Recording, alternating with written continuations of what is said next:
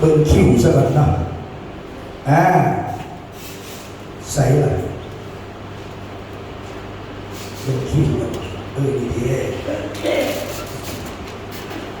เป็นคิวของท่านอาจารย์ธงชัยเลยเนาะว่าท่านเพชรเวียงนะครับเป็นคิวของเป็นเดี๋ยวเอาเตรียมตัวเตรียมกันพัชโก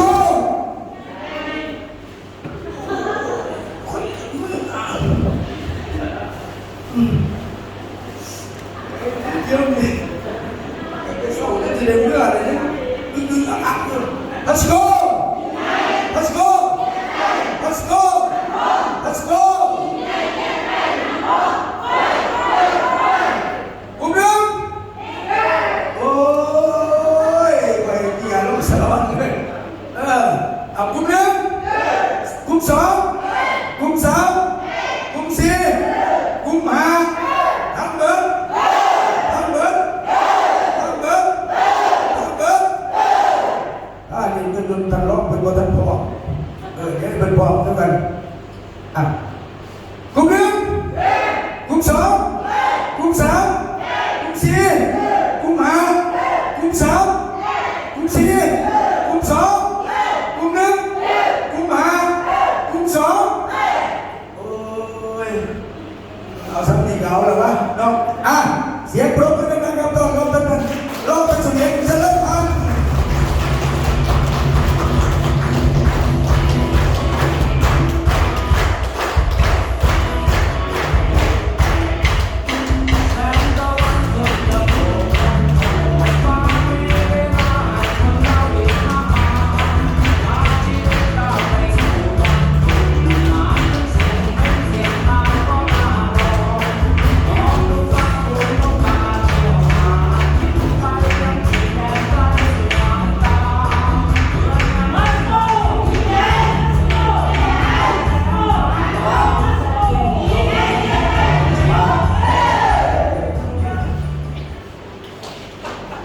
การเรียนรู้เป็นจุดที่เริ่มของเป้าหมายจงละอายตั้งเป้าเพื่อฝึกฝนการพัฒนาต้องใช้จิตวิญญาณและตัวตนอย่าเป็นคนต้องใช้หวังผลต่อใครสบายดีขอเดินขอเจ้าขอนำต่อเนาะขอเจ้าซื้อเป็นเสียงเดินผ่านเนาะซึ่งเป็นห้องประธานบริษัทพาสโกลาในคณะขับเคลื่อนระบบทรัพยากรธรรมชาติระบบพิมพ์ข้อขาเป็นระบบขับเคลื่อนในองค์กรกีฬาโอลิมปิกเนาะซึ่งระบบนี้สามารถอุ้มทุกทางเนาะเพื่อเอาสู่ผลสำเร็จได้ใกล้ในน้อยได้สบายเนาะซึ่งวันนี้เข้ากันสิมาแข่งโหนกันเนาะว่าในกระบวนการระบบของเรานี้เนาะที่จุดแตกต่างเนาะครับผู้ชั้นอื่นอะไรเนาะแต่สามารถจะนำพาเข้าสู่ความสำเร็จในสิ่งใดเนาะซึ่งว่าใน2 วันคืนนี้เนาะหลายผ่านอาจจะได้เห็นเนาะความแตกต่างเนาะระหว่างบริษัทหลายบริษัทและการความแตกต่างในยุคที่พลาสโกเข้าเนาะภาคการขับเคลื่อนเนาะภาคทุกท่านได้เห็นเนาะนำผ้าเห็นนำผ้าเห็นมากยุคที่โมเคยเห็นอยู่กันในปัจจุบันนี้เนาะแต่ว่าวันนี้เราเอากับไม้เงี้ยมากันเนาะได้น้อยได้หลายเนาะเป็นอย่างเนาะเพราะว่าเก็บกำเอาของบริบททุกอันที่สำคัญเนาะเอาไปเอาหอดเนาะในด้านธุรกิจหรือในด้านตัวเขาเนาะเป็นเรื่องของตัวได้หลายอย่างเนาะหรือว่าทางคณะของเขาเนาะในสมรอยสมองผ่านเนาะเก็บกำเพื่อไปเป็นประเด็นหนึ่งเนาะไปปลูกเนาะอะไรต่างๆคนต่างๆเนาะแต่ทำกันเนาะในเทียนเข้าเนาะคือว่าเชมรีเข้ากับส่งต่อพื้นที่แล้วในโครงการจะยึดทำในทำไรกับผู้บริหารของเข้ากับมีการเพิ่มไปเรื่อยๆการ3เนาะซึ่งว่า3ปีนี้การเข้ากับที่การส่งต่อระบบของเขาที่ว่าองค์สมัครงานระบบสู่อาคารเขาที่หลายโครงการที่เขายังโครงการในการปฏิบัติเนาะจะว่าคอยศึกษาและเบิ่งเนาะวิธีการทำใช้เนาะ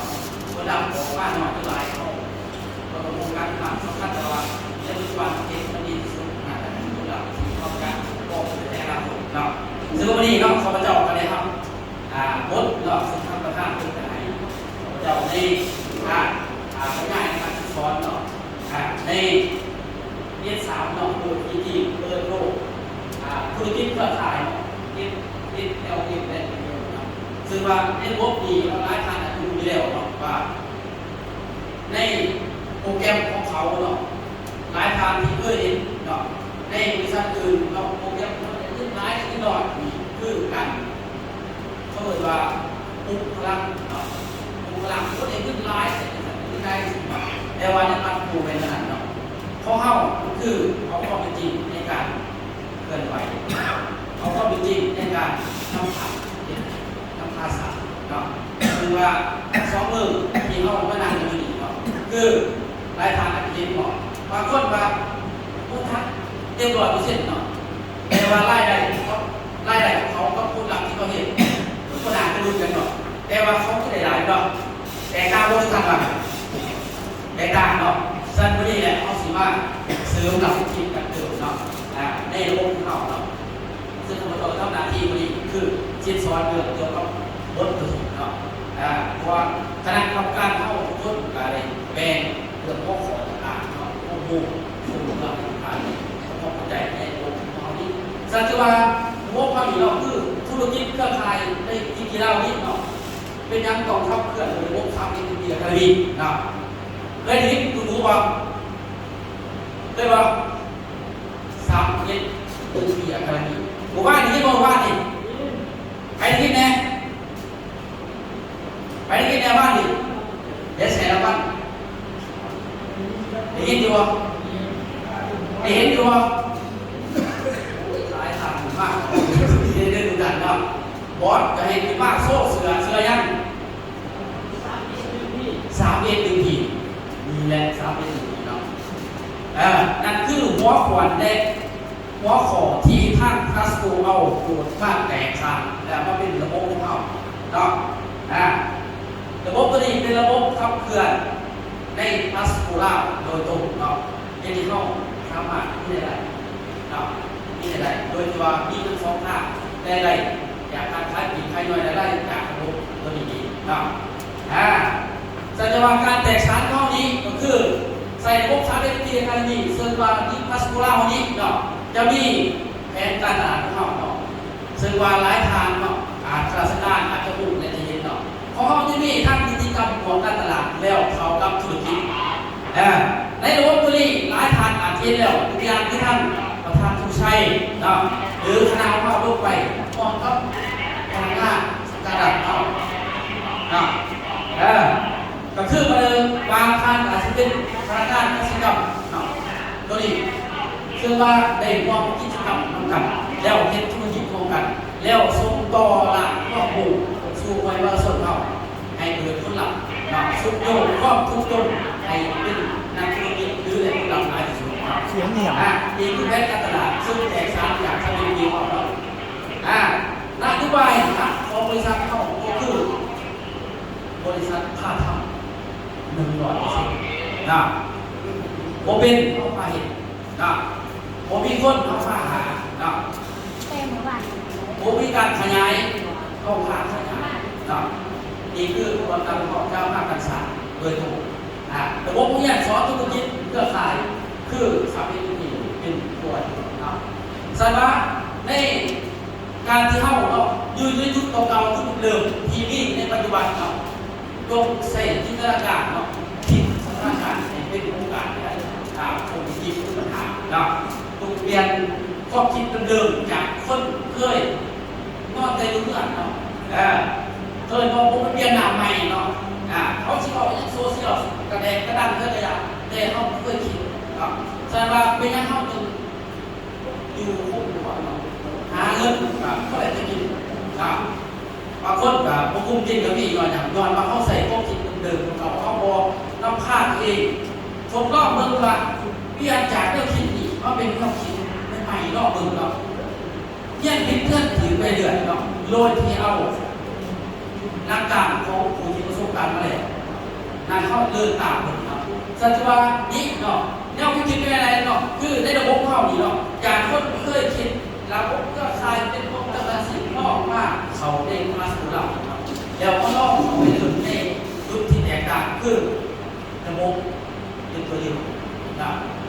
มีคณะบริหารเป็นผู้นำพาโดยที่ทางเขาบ่มีเงินเข้ามาเดินได้คอยบ่มีความสามารถเข้ามาเดินได้นี่คือจุดเปลี่ยนก็เบิ่งจักเทื่อนึงอีกเนาะสัจวัตการอยู่ร่วมกันในสวรรค์ขึ้นอีกข้าพเจ้าสวรรค์ทุกทางสามารถจินตนาการเพื่ออนาคตที่สดใสได้เนาะระบบคือเครื่องมือเนาะช่วยทุกแห่งเข้าใจเกิดว่าเวลามีระบบเนาะการทำเทสเนเนาะถามว่ามีตัวช่วยนั่นเช่นเขาบ่เมื่อย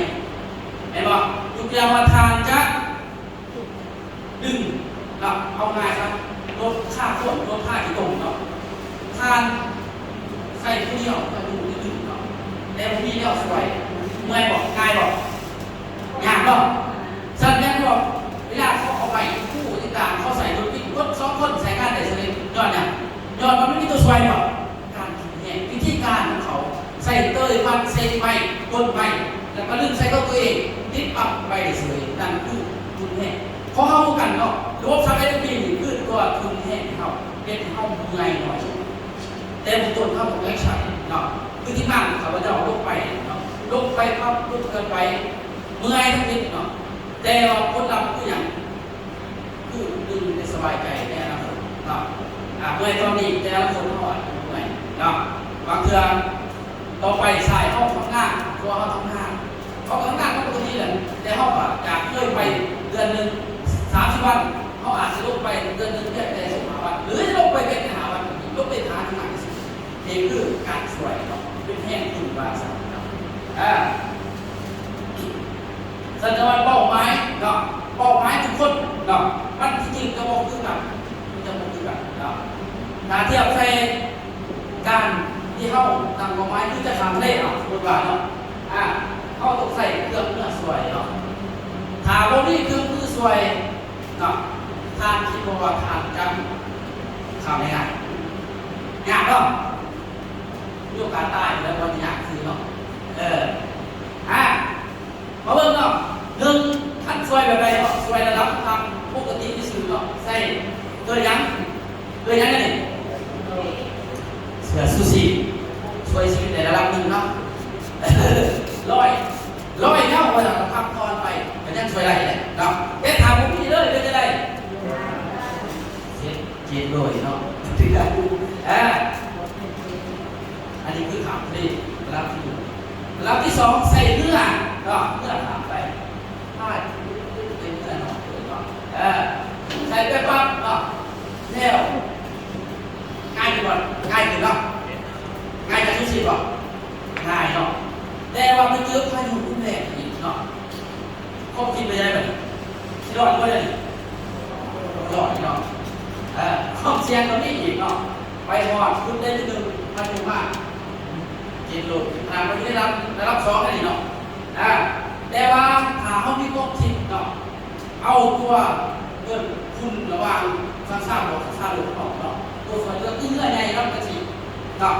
พายุมากไปได้พายุมากโอวันไวเนาะอาจารย์สายละโอวันไวมาโลกแม่ทำไมตกปัญญาเนาะข้อว่าตัวนี้เนาะนั่นแหละโลกไปแล้วเนาะเขามีการวัดแล้วเราที่ได้รับก็แห้งสมัยบ้านเนาะแบบเดียวกับระบบของเขาเนาะมีการสร้างสร้างแล้วคือประสบการณ์ของประธานทุกชัย18 ปีที่เพิ่งจะเยี่ยมมากก็ไม่ได้น้อยเนาะเพิ่งจะย่างแต่ว่าผู้ใดขวบบอกผู้ใดขวบโดดแบบที่ต้องหลักตัวนี้เนาะทุกเมื่อไหร่ได้นี่ครับจัดว่าระบบเข้านี่เปรียบเสมือนสะพานเนาะพยายามมาเนี่ยว่าถามง่ายแล้วได้ทางเข้าไปสารสภาพถามได้เลยยิงง่ายเป็นป่ะง่ายหรือเปล่าป่ะสบายเนาะพอดีมีความเสี่ยงเนาะสปีดรถ500 กิโลต่อ1 ชั่วโมงก็สบายเป็นป่ะเพราะว่าง่ายนี่คือระบบของไซเบอร์ดีที่เราจะเขียนโครงสร้างมาแล้วเนาะเขียนโครงสร้างมาแล้วสัตว์ไซเบอร์ดีนี้เปรียบเสมือนคือว่าล่างรถไฟไม่ยังตกเทียบเสมือนที่ล่างรถไฟเนาะเดี๋ยวมาบนน้ำกันสัตว์รถไฟนี้เปรียบเสมือนเปรียบเสมือนอย่างรถไฟเปรียบเสมือนตัวอีก นะเพราะว่ามันจะเคียงคู่กันเนาะถามว่าเนาะการที่เข้าเนาะไปประสบปกครองเรื่องปัญหาต่างๆเกิดขึ้นเนาะถามว่าเขามีรถเนาะมีรถแต่บ่มีปั๊มน้ำมันบ่มีน้ำมันไอ้ใจก็ผิดเพราะว่าเบิดลักขี่ไปหอดอย่างสุดเลยสิครับแต่ดีก็คือระบบข้อเข้าขายขึ้นกันก็มีครับขายขึ้นมันสวยคืออะไรเนาะทุกคอร์สที่เกินขึ้นเนาะนั่นเปรียบเสมือนปั๊มน้ำมันคอร์สS3นี่คือปั๊มน้ำมันของเขาปั๊มน้ำมันของผู้นำปั๊มน้ำมันของทุกคนมีปัญหามากต้องเอาคนมาขอคอนไปยังขอคอนเพื่อมาชาร์จแบตตื่นกระตุ้นตื่นหากคนไม่ต้องจะได้ระบบคือเรื่องหายไปไม่บอกแต่ถามก็น้องว่าเจอบรรยากาศมันจะคอยเพิ่มร่างถึงที่เดือนหลายคนที่เขามีข้อมูลกระตุ้นซอยสู้ต่อเลยตอนนี้จะสิเพราะว่าจะสิไปเท่าไหร่เนาะสรุปว่าเนาะเข้าเป็นรถไฟเข้าของเดินหาเต็มที่อย่างเดียวเพราะว่ามันเป็นจุดที่เข้าโฟกัสไปแล้วจะเป้าหมายเป็นสิ่งสำคัญเป้าหมายเป็นสิ่งสำคัญระบบก็คือเรียนสมมตินั่งรถไฟเนาะเรียนสมมตินั่งรถไฟแต่ถ้าทางออกจากรางรถไฟเป็นยังไงมีผู้พาไม่เห็นเนาะบ่ตายสาหัสเนาะเพราะว่าระบบเข้าเขียนของไม่ไปแล้วเนาะหลายคนที่เขาว่ามีทีเล่าเขาบอกว่ากิจกรรมในการบอกถึงมีพวกคิดจะพัฒนาส่วนใหญ่จะรอดูไปแต่ผู้เขาเล่นคอร์สไม่ยันโง่ส่วนใหญ่เขาจะอยู่ย่อยนะถือกระตุ้นจากแปะถือเติมน้ำมันสิเบิดแล้วแปะเขาปั๊มเติมเข้าไปเห็นป่ะแต่ถามผู้ใดที่บอกอยู่ในระบบถือลงไปเลยมาอย่างอารมณ์กินเนาะคิดก็ได้จะซื้อมากก็เองก็ขายยังไงกับขึ้นก็ได้เนาะสาธุว่าถามที่หน้าดูมองกันหลายคนมาเจอกันนะครับที่ก็คิดวิธีการขาขายสีทุกวันสีที่บอกวิธีการกระตุ้นการช่วยเหลือระบบทั้งหมดทั้งช่วยออกไปเนาะมันก็ช่วยได้ช่วยได้ค่ะการจะระบบคือการกันต่อบุคคลที่สู่บุคคลที่มีความเพียรเนาะถึงเจรนาอยู่ไปเนาะในสิ่งที่เกิดว่าพอกไปเนาะพอกไปให้เข้าสามารถต่อยอดได้เนาะตัวอย่างคือมาแค่นี้นั่นระหว่างเขาเนาะทั้งไทยกับอื่นสื่อต่างกันเนาะสังเกตง่ายเนาะเพื่อนว่าสับปะรดกับปองสำเร็จรูปเนาะเขาคิดว่าถามว่าปัจจุบันมีถามเขาบอกเลยว่าศึกษาอย่างนี้เขาสนใจมันสิเขาตัวปองไหนจะไหนไม่บอกการสิเขาตัวปองไหนมันก็บอกง่ายเนาะมันคือการต่อเจรนาเราธรรมดาเนาะมันมีระบบของเขาทางเองเนาะมาที่มันยัดมวยยัดหมัดที่ว่าเขาผูกไล่มันคือเขาพันก็แล้วเนาะเกิดว่ารัดเนาะคัดกับสุริวันคือวันสุริไปสิเนาะคัดเอาในตัวที่เหมาะสมระบบเข้ากับคัดเอาในส่วนที่เหมาะสมเดียวกันแต่จะว่าเสือทุกคนที่ลงเนาะโอ้ยว่าอยากตั้งไว้กระดานเนาะประธานผู้ใส่ไปช่วยเสื้อกระยาคุณกับว่าตัดไอ้คนที่คนเล่นเนาะขึ้นต้องตัดไอ้คนที่คนคัดไปแล้วเป็นบ่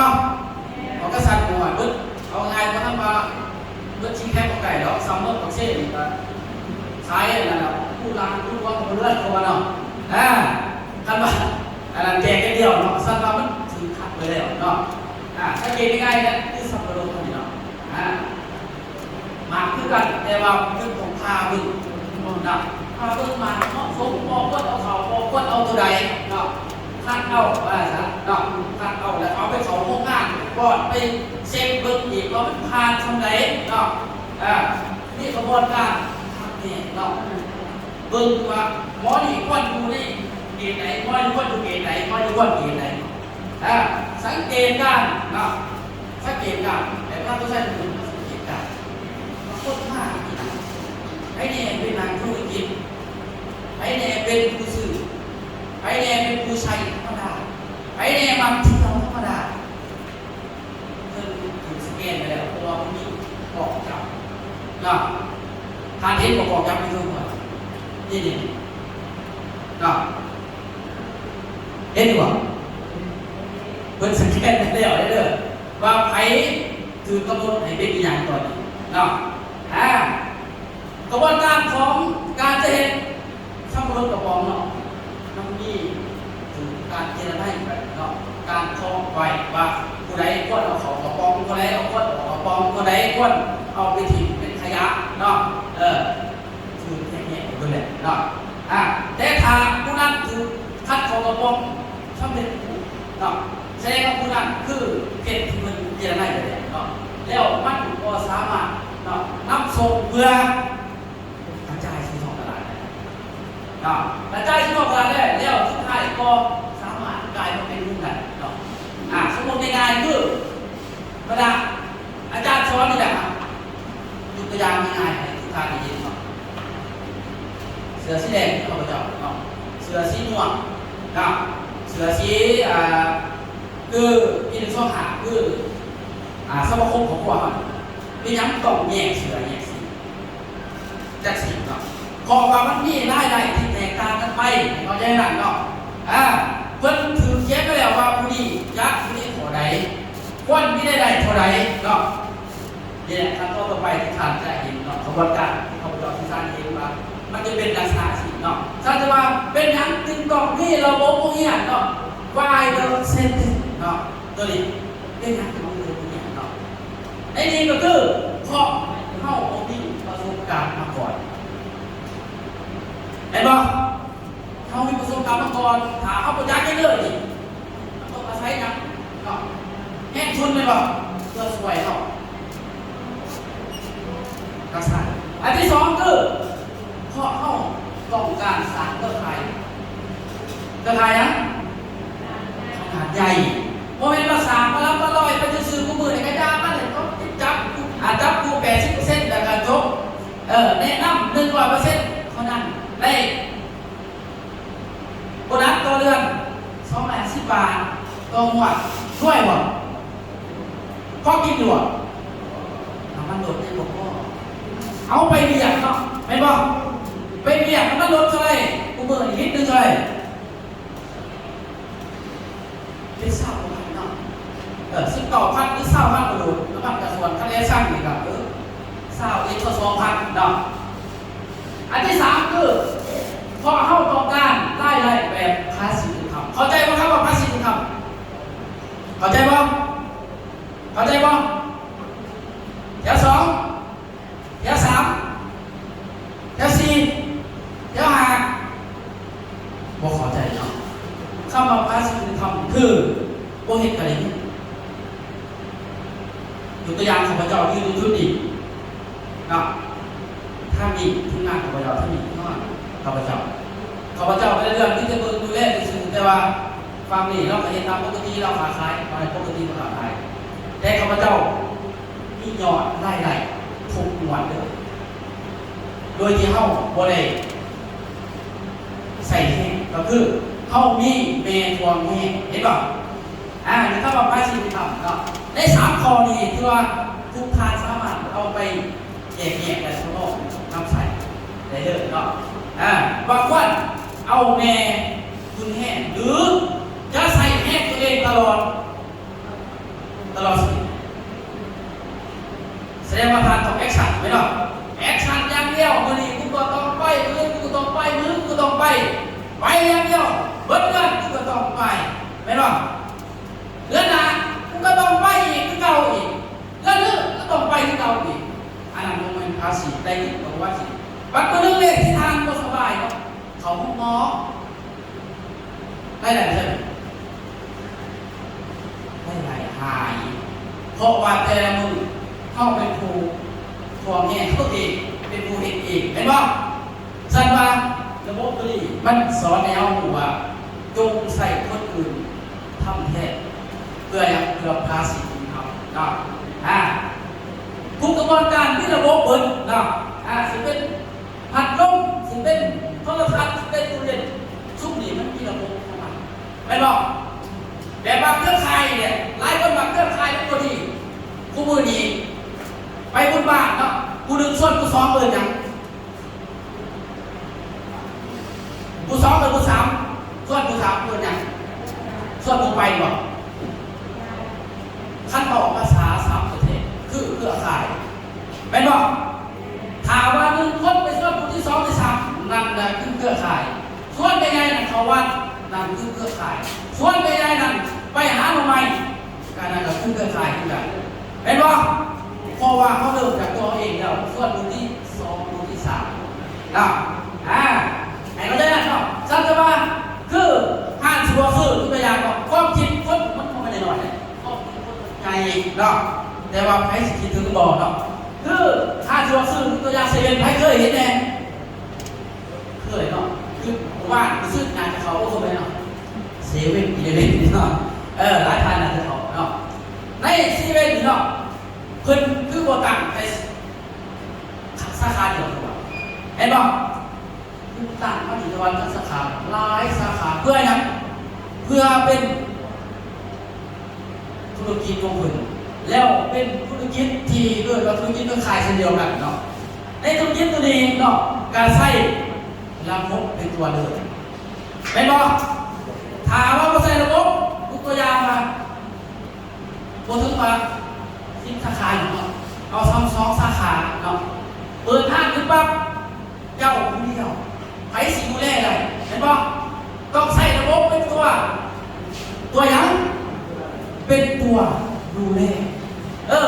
นั่งดูเพื่อนทีมงานอะไรเกิดมาพนักงานเป็นผู้ขายพนักงานผู้ขายแต่สมัครเช็คยอดได้หวยรัฐบาลนะเพราะว่าที่เปิดสิลงมาเก็บเอานักตื่นเรียกจำตัวว่าหวัดปากใจลงมาเก็บแต่ละหวัดคือเห็นกันหรอโบแมนเนาะเพิ่นไม่ระบบก็เพิ่นเขาไม่บอกเก็บปั๊บออกมาสิเลข11 5S 9S อย่างนี้ยักษ์สไลด์ออกมาสิมาออกไรออกมาเนาะมันมีระบบที่ว่าถูกไล่เรียกไม่แล้วเนาะนี่คือกันเนาะซึ่งว่าเซเว่นมีทั้ง12,000 สาขาทางคือเจ้าส่วนธนิตของเพิ่นเนาะเจ้าส่วนธนิตเพิ่นเปิดขึ้นมาเพิ่นผู้เดียวทุกวันเนาะแต่ว่าสามารถดูแลพัน12,000 สาขาได้เพิ่นดูแลได้สินวดระบบนวดระบบคือกันเนาะที่พวกเปิดร้านเอาอาหารการกินคือกันเนาะอาหารการกินมันก็มีเครื่องสูตรของมันเนาะทุกกระบวนการมันมีพวกเขาที่ว่าสร้างขึ้นเพื่อคุ้มครองเนาะเพื่อคุ้มครองนี่แหละเนาะนี่สายสีเนาะอาหารสายสีเป็นอาหารเป็นแฟรนไชส์ที่โด่งดังด้วยเนาะเพิ่นก็ขยายปอดเสียหลายเพิ่นมีซื้ออาหารก็เพิ่นเนาะอาหารก็เพิ่นและขายแต่เฉพาะสาขาเพิ่นแบบแต่มีระบบเป็นสูตรของเช่นเดียวกันเนาะสัจจะว่าเขาใส่ระบบขับเคลื่อนเพื่อการส่งต่อเนาะเพื่อการส่งต่อได้ง่ายเนาะเพื่อการคุ้มครองได้ง่ายเนาะหัวใจรักของธุรกิจเครือข่ายคือการส่งต่อให้ได้เนาะถ้าส่งต่ออะไรแม่นบ่ภาษีครับเนาะแม่นในแอคชั่นอย่างเดียวเนาะแล้วก็ทุกใจอย่างเดียวตัวเองเห็นอย่างเดียวเนาะโมมีเกิดฟังได้ฟังสวยเนาะแต่ละคนต้องรอของวิ่งของหาเนาะโมมีระบบเราก็ใส่ระบบขยายเครือข่ายสาขาบ่ได้เพราะว่ามันเป็นตัวแม่เนาะ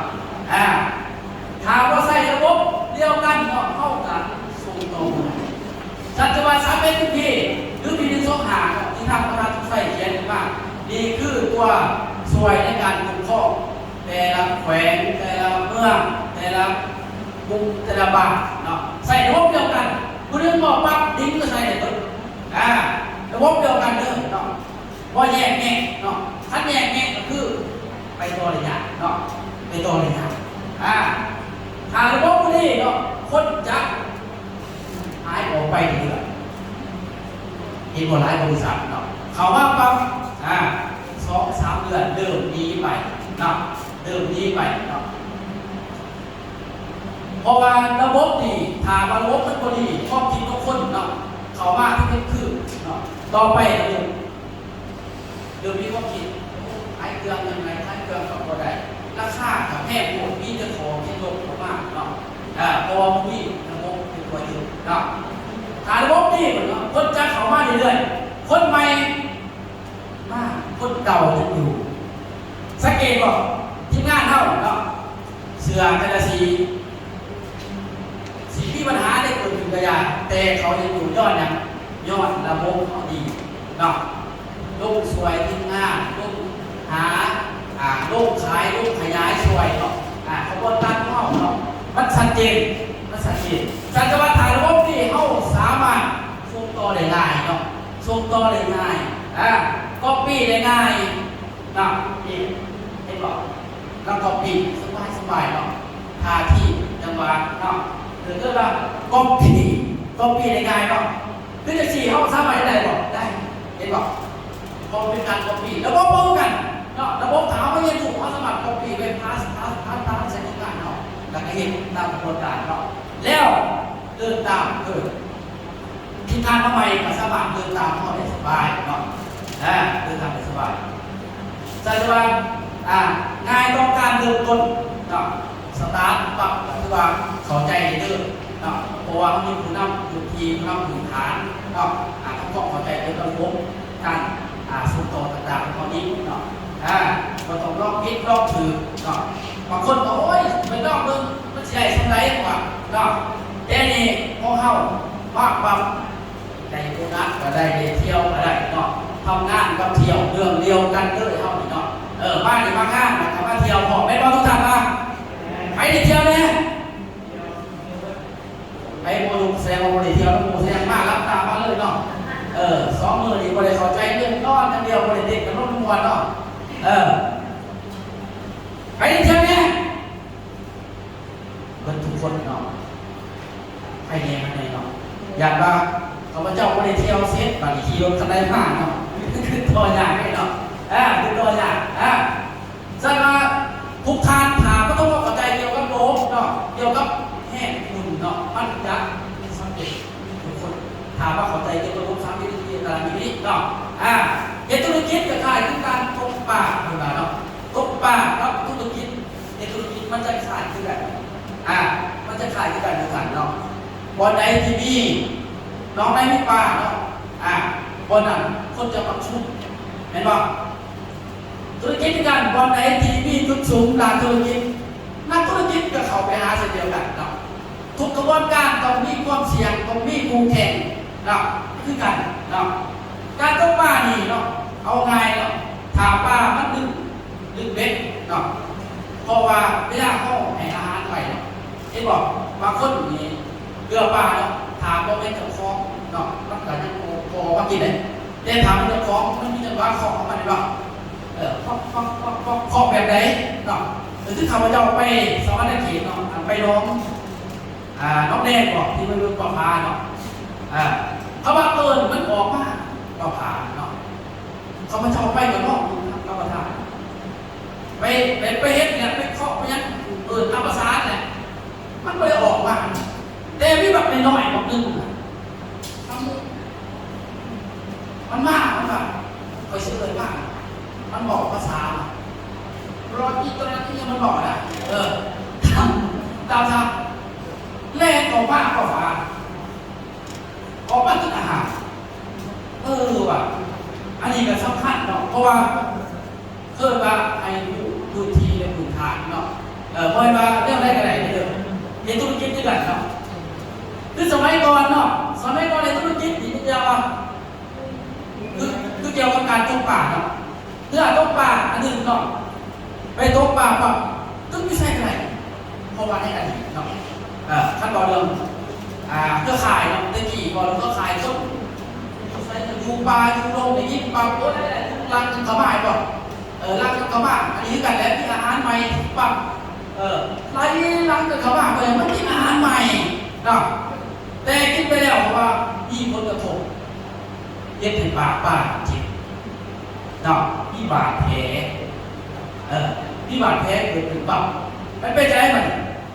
มันมีบาดแผลมันเจ็บปากมันดึงถ้าชิดๆใช่ไหมมันกระบอกกาเข้ามาอดีตสมัยก่อนดึงง่ายกว่าง่ายเนาะแต่ในปัจจุบันนี่เป็น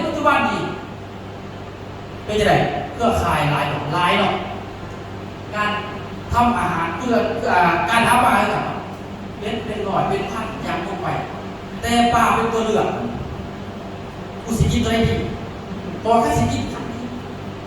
แต่อย่างเจ็บปากพออย่างเบ็ดตัวนี้มันคือสิบลงมันนวดเนาะมันสิแท่งมันจะไปถึงถ้าสิกินตัวนี้แต่อย่างอีกจักเบ็ดมันเป็นอะไรเกิดว่ามีเสือเอายำเนาะโอกาสกินเนาะสัตว์มันดึงแล้วเนาะในการกินอาหารมันดึงแล้วถ้ากินไปก็อยากกินมันกินดูสัตว์ปัจจุบันนี้ก็คือการเรียนรู้กินเพื่อขายเนาะการตกปลามันที่จริงมันขายเป็นการขายเนาะบางคนถือวางแพ้มาแล้วในการไปเขาเพื่อขายไปทำธุรกิจบริษัทดีใส่ขึ้นจำนวนหลายใจได้ทำขึ้นมาเพียงแต่เท่าไหร่ครับเพียงไปศูนย์จุดปลายเนาะบางคนกับรันกับที่ที่สองพบก่อนก่อนเนาะเพราะว่าคนมันดึงเดี๋ยวบอกกูถือต้มมาแล้วทำดีต้มเองเกลือหนาต้มเองเรื่อยสุดท้ายนะเพื่อนยาวแต่สุดท้ายมากมันโกงไปกูถามกูเจอแล้วเนาะแต่เวลาเขามาโอ้ลบขึ้นมาลบมาแล้วเนาะวันนี้สิกินกี่โมงสิไปกี่โมงอย่าลุกเลยเกินหลายไปเนาะสัจวาปัจจุบันอยู่ต้องมาศึกษาเรื่องระบบในหลายที่สุดเนาะเอิ้นว่าปลาใหญ่กินปลาหน่อยเนาะนี่ปลาเลี้ยวกินปลาสาวปลาขาวกินปลาดำในปัจจุบันธุรกิจปัจจุบันนี้มันจะเป็นลักษณะสิเนาะสั้นนาทีทุกคนเนาะนาทีทุกคนปัจจุบันนี้ถ่ายอยู่ในองค์ประกอบของธุรกิจเครือข่ายเนาะหรือในองค์ประกอบของกีฬามันอีกเนาะง่ายๆคือสมัครของเป็นทันทีทานก็สามารถไปเที่ยวไปเห็นธุรกิจของเราได้เนาะซึ่งหลายทางก็ได้มันง่ายในฟังอย่างนี้เนาะแต่เราของเราปิดปั๊บแล้วเห็นนะคือส่วน2 คนมาปิด1,000ตัวนี้มันปิดเรื่องธุรกิจแล้วสามารถไปเที่ยวได้เนาะไปเที่ยวได้น้ำผ้าเขาหลักๆสอนคน2 คนให้เป็นคล้ายๆที่เขาเนาะเห็นเหมือนกันทำเหมือนกันก็ปีกันเอาเนี่ยเอามาF3มายังมาเที่ยวเนาะเมื่อนาเขาเห็นF3เขาตกผ้าเขามายังง่ายบ่พอท่านบอกคือบอกว่าไปเดี๋ยวคนต้องไปนั่งรถแต่ว่าเสียที่ไหนนี่แล้วแก้คอนี่เพื่อให้เราได้ผ่านได้เลยโอเคเนาะท่านเขาจะมาเที่ยวคือง่ายเนาะผ้าเขามาเที่ยวเสร็จแล้วเนาะหลังจากไหนเขาไม่แย่ดูก็มาดังนี่แหละไม่แย่ดูว่าฝึกรอแล้วกันเนาะธุรกิจเป็นแบบนี้เอ็ดให้เขาแบบอย่างที่เขาเป็นทานตอนนี้เขาเป็นเด็กกิจกรรมทุกโมงนาทานผ้าเขามากแต่กับผ้าเขาเองอย่างเดียวกันอารมณ์เขากันนี่บอกคนทีก็อยู่เพื่อนแล้วมาบินมาเที่ยวมาไอ้ชามเขาครอบคิดกันเลยเปลี่ยนไปย้อนมาอารมณ์นี่คือกฎแทนการเกิดว่าพิจูเนาะทานส่วนมากเดือดมาเที่ยวเนี่ยไม่เที่ยวคนบางคนก็มีอยู่แหละเนาะระบบของเข้าที่เดียวเนาะ1 2 3 4เนาะวัดจักทวีคูณเรื่อยๆเนาะ1 2 4 8 16 3 2 4เนาะวัดจักคือเป็นลำดับเข้าส่วน1 คนเข้าสามารถส่วนเข้าเที่ยว2 คน2 4 คน4เนาะส่วนไปเรื่อยๆเนาะให้เขามาเที่ยวแล้วก็จะคอยขยายไปเรื่อยตามกฎที่กลุ่มของมันเนาะเป็นกฎแต่เป็นเกณฑ์เนาะอันนี้คือธุรกิจของจีเฮาเนาะเห็นยังไงเนาะพอต้องซีเรียสก็มันของที่จะว่าต่างใจมาเที่ยวนั่นคือธุรกิจเท่าไหร่เนาะพอต้องแปลกใจว่าเป็นยังคนทำตัวอยู่ร่วมกันได้และหลายอีกเนาะแล้วก็บ่ทิ้งกันเนาะสมาชิกเข้าที่พันองค์กรเนาะมีพันองค์กรเนาะสายหัวตัวยาบางขึ้นเอาเก่งเนาะสายหัวเนี่ยสายบริโภค หัวนักธุรกิจครับผู้ทำธุรกิจเข้ามาผู้บริโภคปัจจุบันนี้99%ตัวอย่างเนาะตัวอย่างมันหลายครับแต่ว่านักธุรกิจแค่แต่1%ฐานชวนว่าทั้งหมดนี่เนาะทั้งหมดที่นี่เป็นผู้บริโภคเนาะ99%ตัวอย่างแต่นักธุรกิจ1%ความแตกต่างนี่เนาะผู้บริโภคอาการเจ็บป่วยนี่ไม่ใช่ไรถามว่าดีถูกผู้บริโภคไหมเดือดเศร้าเพราะมีแบบ99%นะสองคืออาการเจ็บป่วยหายก็เดือดอันนี้คืออะไรแล้วบริวารคนอื่นๆเนาะสามคือยาดีแต่การกินโมของก่อนก็เลือกที่เก่าสี่คือเกิดจากบริการโมประทับใจไปก็เลือกที่เขาสินค้านี่ตัวเลือกเยอะนะเลือกตัวหลายเขาก็เลือกที่เก่าอีกเพราะเขาเป็นผู้บริโภคหรือตื่นทุกอย่างดุนันดีหลายๆอย่างเขาก็เลือกที่เก่าเพราะว่าเขาเป็นผู้บริโภคเข้าไว้ในธุรกิจต้องเข้าใจในหลักคือขันเนาะพอต้องเสียก็มันเนาะอย่างที่รักษาสีแดงABเนาะAB สีแดงเนาะถามว่าเทียบฐานเนาะเทียบฐานเนาะ1,000 คน A 1,000 คน B เนาะเกิดเราฟังหนึ่งนักธุรกิจฟังหนึ่งผู้บริโภคเนาะมันจะคอยคุณยกถามเป็นผู้บริโภคเพราะว่าอย่างเพราะว่าโมเมนต์ว่าแนวคิดที่จะเป็นตรงเท่าไหร่ซื้อกินซื้อใส่บริโภคไปซื้อโคยต่อยอดก็จะไปอย่างนี้สิครับสันก็ต้องชี้แจงก็มันเนาะแต่สุดท้ายไม่ใช่ไรเนาะเลือดจะเอาเลยอารมณ์เป็นยังอารมณ์เป็นยังนั่งไทยที่มีเนาะยอดยังยอดมาตัวเองเนาะตั้งข้อความกับผู้บริโภคไปหาแต่ผู้บริโภคมาแล้วก็ตั้งข้อความนักธุรกิจนี่นะแต่ว่าคือเราเขาบริโภคคืออยากจะซื้อกินไปที่กินเนื้อพ่อนั่นเองเนาะแต่ว่าถ้าเขาไม่เลี้ยงดูน้ำเข้าเนาะคนนั่งนี่1%น่ะคือเป็นจุดที่เขาสมัครแตกสารแตกสมัครถ้าสิ่งทำไรเนาะให้เขาเลยเขาจะไปเห็นเราคน1%เท่านั้นเนาะส่วน99เห็นเขาอย่างไรแน่คือเป็นตัวเติมเงินให้เขาไม่ใช่พี่เป็นจะได้ให้เนี่ยเราบอกว่านั่นเป็นสารโอเคเอาเงินไปกินเติมเด้อเห็นป่ะนั่นคือเขาเติมเงินให้เขาเวลาเขาซื้อกำปั๊บเกิดขึ้นเอามาลงคะแนนดีๆแล้วออกเป็นเงินเขาอันเด็กเพราะนั้นเขาต้องชี้เนี่ยสัก1%เท่านั้นที่ย่าเห็นให้เขาภาษีเป็นคำใดการดูแลต้องดูแลอะไรแย่ก็ต่อแบบภาครัฐต้องใช้ดูแลปัจจุบันเนี่ยเป็นดูแลคนที่นอนในระบบเท่านั้นกับคนอื่นกันหักแพงมาหักแพงเบื้องบอกกับเบื้องคือการอะไรตามเราจะแตกต่างในการคุ้มครองบริหารสื่อแล้วดูแลทุกคนเล่าเลยนะมันตัวอย่างเสือซี่ยังดูแลสามารถส่งต่อเพื่อให้เราแทนสิ่งนี้ในอนาคตถามว่าจะดูแลคุ้มต่อ19%อนาคต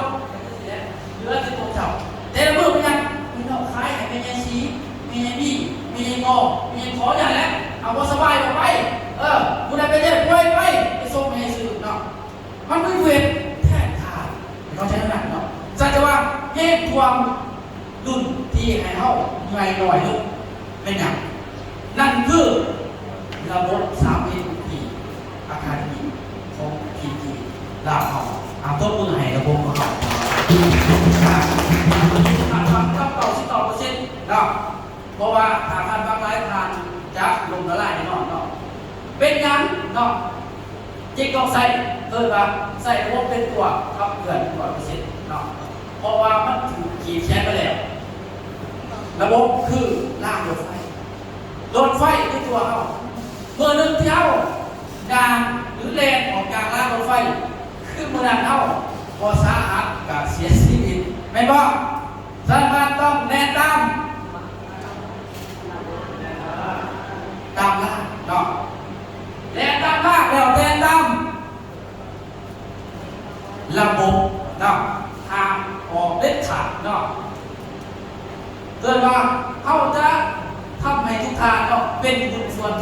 คือวิสุทธิพาร์ทเนอร์เนาะ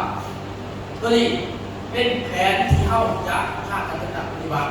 และประธานใช้เขียนบ้างตัวนี้เพื่อเป็นข้อมาเลยตรงในถัดเนาะไว้มาเขียนไว้ดินเนาะผู้ใดแมนหักษาผู้ใดบ่แมนสอนออกแล้วหาไปมาประเทศเนาะมันจะเป็นสิไว้มาไว้โศกเศร้าผู้นั้นไปแล้วโอ้ยไปสิได้เลยเคยไปด้วยกันเที่ยวด้วยกันเนาะ3 เดือนแล้วเราไปเนาะเดือนที่4เราไปเดือนที่5เราไปใครมาว่าเที่ยวบ่ไปมัวมากเพื่อนบ่อยู่ท้อใจบ่ต้องสนใจนะครับเพราะว่าเราไม่มีแรงเนาะตัวไหนบ่แม่นเนาะ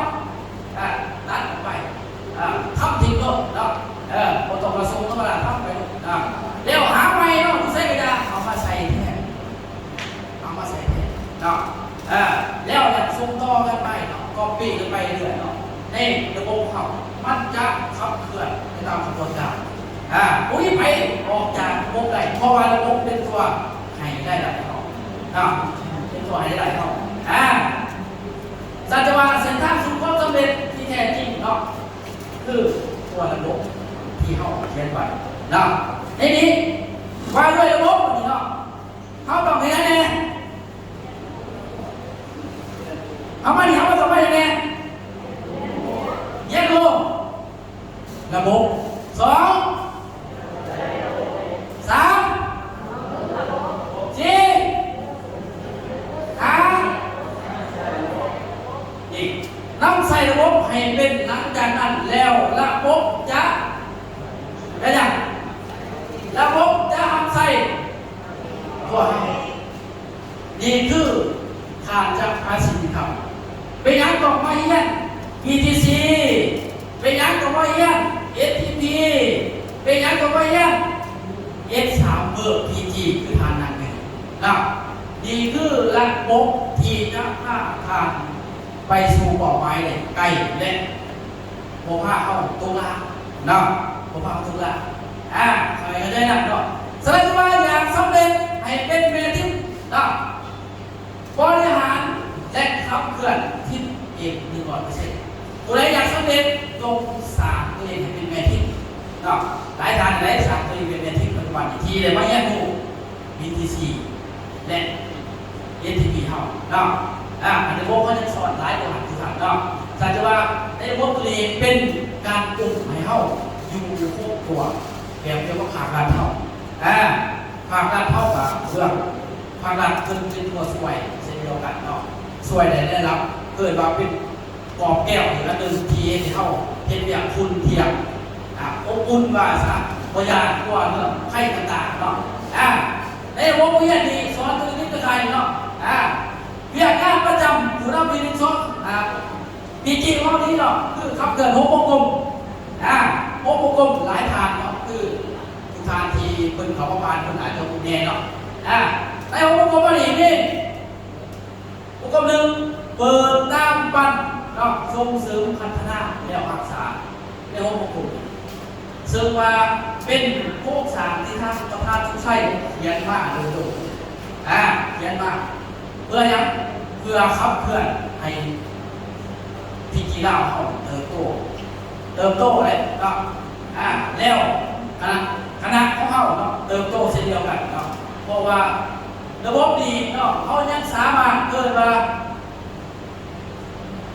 ช่วยทุกทานได้เนาะคนที่ว่าจักโอ้โหเนาะโอ้มีเงินแต่ก็เป็นนักธุรกิจมันพัดผู้ใดเนาะโอ้มีโมโหบางคนมาไฟจบมาแต่แต่ป.1 ป.2ก็คอยสิกล้าไปเพราะมันบ่เกี่ยวเนาะเห็นแต่มันโกมีแต่1ใจมักบ่2มากขับเกิดเพลงได้บ่เนาะถ้าขับเกิดเพลงได้เนาะใจมากข้อทุกท่านบ่ต้องขอหลายขอสมัครเลี้ยวบริษัทมาจัดการเนาะ1คือเอาสวยหาลูกค้าคุณบ่สวยหาลูกค้าหลายทางที่นั่งอยู่นี่เนาะเคยเห็นหมอนั่งเคยนั่งอยู่เพื่อน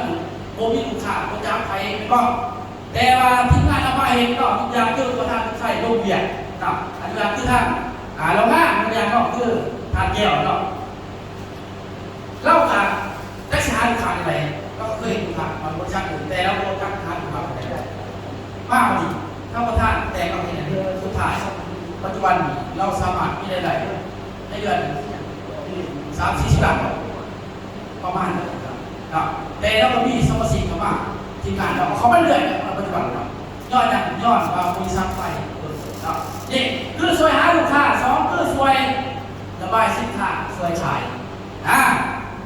คุณเนาะถ้าคนใดถือมองกับบริษัทเขาอาจจะลงทุนเป็นงานก็ซื้อกาแฟนี่เป็นชายเป็นของตัวเองเพราะว่าเวลาทานเกินลบพื้นที่บริษัทเขาขายสินค้าทุกทานแล้วมีกำไรไปเรื่อยๆเห็นป่ะมีความเสี่ยงป่ะทานจากระบายง่ายคือทานแบบมีคิวงานหลายเห็นป่ะมีจักรชิ้นงานเอาให้กาแฟก็ยันประมาณ3 เป็นชายง่ายๆเลยชิ้นงานขายง่ายเลยนะแล้วก็ได้ไรจากคุยได้ไรจากกาแฟได้ไรจากคุยหนักเห็นป่ะยิ่งเขาซื้อไม่เอง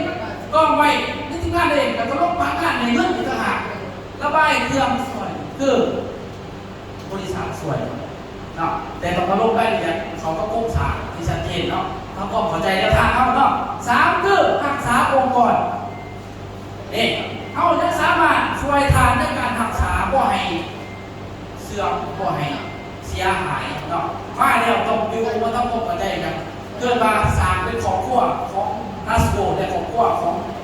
ที่มาทานเนาะ4คือช่วยสร้างทีมก็เป็นบริษัทช่วยด้วยระบบเนาะ5คือช่วยพัฒนาทีมอะไรทีมโปรเจกต์เฮ็ดอะไรเนาะนี่คณะทีมงานเขาช่วยประธานเนาะจัดการคอร์สจัดการ OPP จัดการ S1 S2 บริษัทเนาะ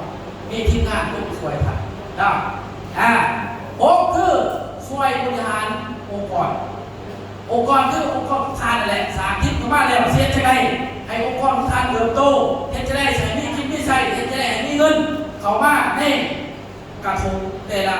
ฐานในที่ผู้ขาเขามี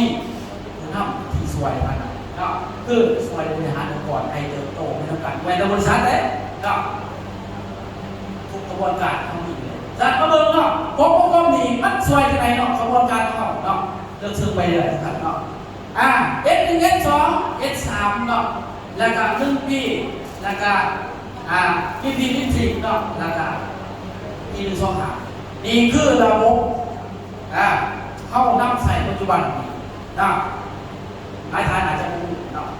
หลายทานอาจจะไม่รู้นะ S1 ก็เปิด S2 ก็ตาม S3 ก็ปั่นนะแล้ว1 ปีคือส่งเสริมแล้วก็พัฒนามันตัวหาขึ้นเป็นทีแล้วก็เพื่อรักษาในระบบตัวนี้เป็นตัวรักษาขบวนการของทุกทางพอให้นี้จากยังจากล่างรถไฟเนาะ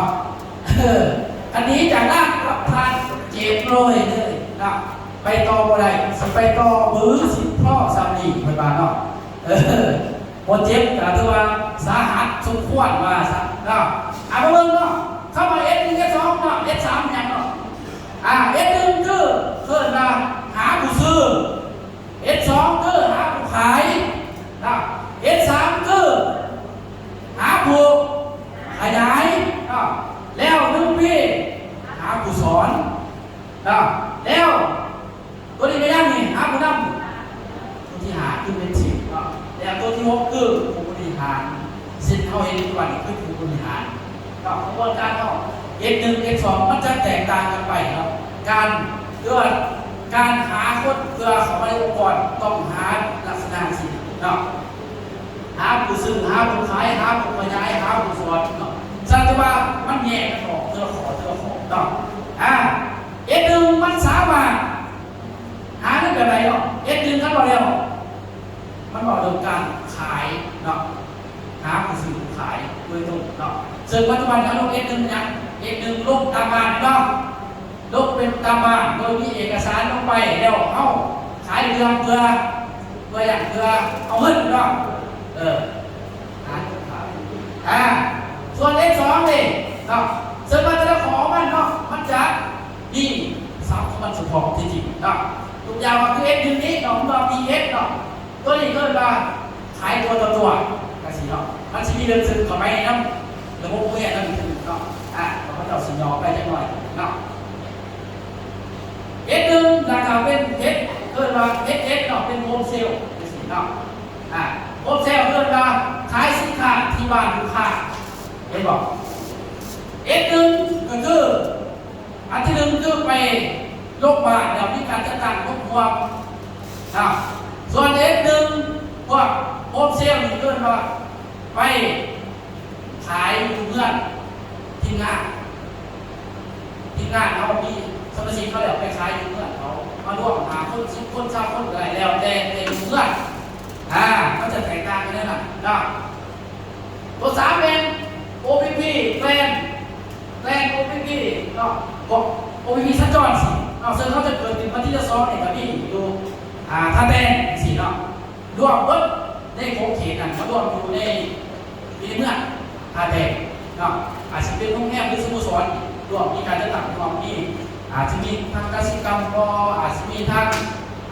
ประดับการบอของวงเขาสิเนาะเขาสิจัดการตรงนี้เลยเป็นองค์มีสัญจรเนาะมีการจัดการของวงS2 วันนี้เนาะ S2 คือเกิดมาเอาไม่จริงเนาะเอาไม่จริงนี่คือตัวอย่างคือตัวผมทำเนาะพวกโค้ดต่างๆนี่มาพบกับทีมงานบอกว่าต้องช่วยหรือว่าเดียวกับสปอร์ตเลยว่าสักตัวนี้เนาะเซนเตอร์สิเนาะตัวที่2คือเซนเตอร์สิเนาะความทิปคนเล่นไม่ทิปแล้วเขาลงไปช่วยเราต้องเฮ็ดจังซี่สิลงไปช่วยลักษณะสักเนาะเพื่อหาสมาชิกหาถึงเนาะS3นี่เขาว่าปั่นเนาะปั่นยังปั่นคือปัจจุบันนี้เขาอยู่ใช้ปัจจุบันนี้ปัจจุบันเขาอยู่S3เบอร์พีจีนี่ตอนนี้เขาอยู่ที่เบอร์พีจีเนาะเรียกเลยเนาะเป็นกระจายนี่คือ S3 เลยท่านตอนนี้เขากำลังเอาทางมาปั่นมาล้อเรื่องความคิดเพื่อจะไปต่อยอดให้เป็นงานธุรกิจหลังจากยกเนี่ยว่าจะไปต่อสู่ ETC จากนั้นจะไปต่อ STP มีระบบสอนเข้าไปอีกเนาะซึ่งมันเดินซึมเข้าไปเนาะปั๊บต่อมาเนี่ยคือ1 ปีเลย1 ปีคือพวกโปรโมชั่นต่างๆเข้าอีกเนาะนี่คือแผนของแผนเดิมซึ่งเข้ายัดกันตลอดคือสิ่งเนาะมีการส่งต่อมีการในสมาชิกเขาว่าเป็นตำแหน่งยังมีขัดเก่าออกมาแล้วตัวที่คือเมจิกคือผู้ซึ่งเป็นผู้นำซ้ายขวาเกิดขึ้นอะไรไปเที่ยวก็ยังไม่เงี้ยนับประธานทุกชัยเป็นมีสมองโอเย็นต่างหากสอนนักธุรกิจโดยตรงนักธุรกิจโดยตรงแล้วตัวที่คือตัวนี้คือว่าหักษานี่คือผู้นำต้องมีโครงสร้างของตัวเองสามารถร่วมได้ประชุมได้ต่างๆรวมคนอะไรตัวอย่าง50 100 350 500 1,000 หรือ 3,000 หรือ 4,000 หรืออะไรเพิ่มขึ้นเรื่อยๆเพราะว่าการรักษาและมีกิจกรรมเรื่อยๆและผู้นำก็เป็นคนเองทำเองได้นี่คือการรักษาคือระบบพินิจสหาคือทุกทางใช้อยู่คือที่เราพินิจสหาเป็นเสือพินิจสหาเป็นเสือของขั้วสามารถเขาเป็นเนี่ยจะใช้ได้สัตว์จะบอกว่าใจรักเพราะการเรียนรู้คือไทยต้องมี3 ข้อที่ทุกคนต้องได้เข้าใจ1ต้องยังเบิ่งคนออก2 3ท่านได้ไหนวะตัวนี้ต้องไหนมาศึกษาเห็นจะไหนสิบอกเพิ่มพ้นออกผู้นี้มาเนี่ยเขามาสื่อที่จะใส่ว่ามันเป็นธุรกิจผู้นี้นั่งธุรกิจแล้วซื้อลูกไฟนี่มันไม่ร้ายหนึ่งแต่ก็ซื้อไปอย่างวันวันตัวสี่ที่จะซื้อไปเพื่อใส่ตัวเองก็พิษถ้าถือกับไปต่อได้มือนะเท่านั้นสัจจะเบิ่งคนเบิ่ง เบิ่งคนออกบอกคนใดใส่คนเป็นเนาะมันมีกระบวนการของมันสัจจะว่าความสำเร็จของเข้าขึ้นกับได้รับตัวเองเนาะได้รับตัวเองเมื่อไหร่หนึ่งคือเป็นผู้บริโภคซื้อกินซื้อใส่ในระบบสองเป็นนักขายสินค้าหากำไรแล้วเขาเป็นจุดใดเนาะเอาเป็นอย่างจุดใดของมันนะสามคือเป็นนักขายเนาะขยายสรรพสิ่งเข้าระบบเนาะและสร้างจุดขายคุณทานสังเกตได้เลยว่าทานตอนนี้คุณได้ขออะไรเนาะสี่คือเป็นผู้สนับสนุนทีมงานเป็นวิทยากรช่วยทีมงานทานเป็นระบบได้ระบบเนาะคัดเป็นไรครับคุณได้ขออะไรทานไปได้ขอนั่นเนาะคือเป็นผู้นำทีมเนาะนำผ้าคนเข้าระบบบริษัท100%มีงานมีกิจกรรมต่างๆเอาคนเข้ามาเองก็จะเอาคนเจ้าบริษัทเขาดูแลเองเนาะวอล์กเกอร์เป็นผู้บริหารองค์กรนะตัวนี้มันคือนับผ้าองค์กรขับเคลื่อนระบบนโยบายของบริษัท100%ซึ่งว่าเขาต้องเป็นวัตถุดิบนะเป็นวัตถุดิบเป็นผู้สอนก็ลงพื้นที่ลงซอยลงขายคือกระบวนการและกิจกรรมต่างๆที่เกิดขึ้นสัตว์การขับเคลื่อนระบบกลมและพีจีดาวนี่เป็นขับเคลื่อนด้วยการปกครองของระบบที่ว่าออกจากเองหมดเลยนะวัสดุก็ได้คัดเข้าบ้านมีถามว่าเรื่องตามระบบผู้นำกับแยกออกแต่ก็ยังอยู่แต่ว่าแยกออกก็หมายพอหลายๆมันแตกต่างกันเนาะหลายๆมันแตกต่างกันเนาะสัจว่าในพลาสโมล่าเนาะไอ้ผลประโยชน์ทุกด้วยว่าทุกคนเนาะถนัดแบบไหนก็เห็นแบบนั้นเนาะพอตกมาซีเรียสไฟถนัดจริงๆกับเพื่อนเวทอันนี้เนาะสัจว่าพักซื้อได้ยังพักซื้อเขาไปเพี้ยนนักซื้อได้ยังได้เที่ยวต่างประเทศที่เขาไปทำต่างประเทศนี่เนาะเห็นป่ะเขาประเทศไทยไปประเทศลาวเขาไปต่างประเทศกันเห็นป่ะบริวารในอเมริกาหรือต่างประเทศเด้อไปต่างประเทศกันเนี่ยเนาะสองมาขายเนาะมาขายกันในกำไร10-240%เนาะมาขยายก็ได้โบนัสตัวนี้คือ6-2 เท่าใน6-2 เท่าแน่ๆคือไฟสตาร์ทคือค่าแนะนำสามารถได้เลยเนาะ3%อย่างต่ำสองคือขยาย 100% หา 150%สามคือค่าบริหาร 80%สี่คือแผนดีสามารถได้ 150%ห้าคือค่าแม็กซี่3%ล้านเดียวหกคือโบนัสเนาะจากเพื่อนว่าตัวนี้เป็นเดือนมีเดือนไงเนาะ2,500ถึง110,000 บาทเนาะนี่คือเดือนได้บอกเนาะในการขยายที่ได้ตัวใน65ถ้าบ่ได้เป็นนักขยายแบบนี้เนาะแต่ว่าเขาดูขอได้บัตรประชุมบริษัทจัดให้ได้ค่าร่วมคนเนาะคน50-50%คนไหนอยากร่วมคนไหนเก่งเรื่องร่วมคนเตรียมตัวทุกท่านเนาะศึกษาข้อมูลแล้วจัดการร่วมคนไทยเนาะอยู่ในกระบวนการเนาะยังได้เงินเนาะคนอารมณ์ของทีนี่เนาะ15% 50% โลทีเนาะอยู่ในตำแหน่งไหนเนาะคือมันเป็นผู้บรรยายเนาะมันเป็นผู้บรรยายเนาะก็ได้ค่าวิทยากร15-200%ค่าวิทยากรเนี่ยตัวอย่างที่ว่าคือข้าพเจ้าเป็นผู้บรรยายข้าพเจ้าคนที่ได้จากไปบรรยายเนี่ยแบบที่นักร้องเขาจากไปร้องเอาไปเนาะก็จะมีตัวนี้ให้แต่ว่าคนทั่วไปก็ไม่ได้ซื้อกันนะอะไรเนี่ยคุณทราบเลยแต่ว่าคนมันจะได้องค์ประกอบของบริษัทได้องค์ประกอบเดินได้แบ่งบริษัทจะจ่ายค่าถึง15-200%ผมคือมันเป็นผู้สอนเนาะเป็นผู้สอนก็ได้ในค่าสอนได้โอสองโอเซียวใน20%พอเลยนะได้เดือนนะเจ็ดคือมาเป็นผู้บริหารนะบริหารได้ยังบริหารก็ได้โอเซียวนะ5% ได้เงินเดือนและลดประจำตำแหน่งนี่ถึงประมาณนี้สัจวัตในระบบเท่านี้ก็เป็นตัวกันตองว่าไผอยู่ในยุคไหนตำแหน่งไหนมักแบบไหนใส่ได้ซ่อมใจก็จงแสวงหาคนที่มีฝันเนาะและเป้าหมายเดียวกันที่บอกไว้เดียวกันแล้วเข้าสิเติบโต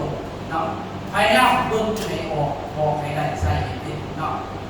พัฒนาไปด้วยมันเชียร์ให้เราสามารถเลื่อนไปไว้เนาะเลื่อนไปไว้ในระบบของเราเนาะซึ่งมันขาดไม่ได้ว่าซะเนาะในนี้ผลประโยชน์ในระบบของเรามันจะแยกออกเป็นโซนเนาะ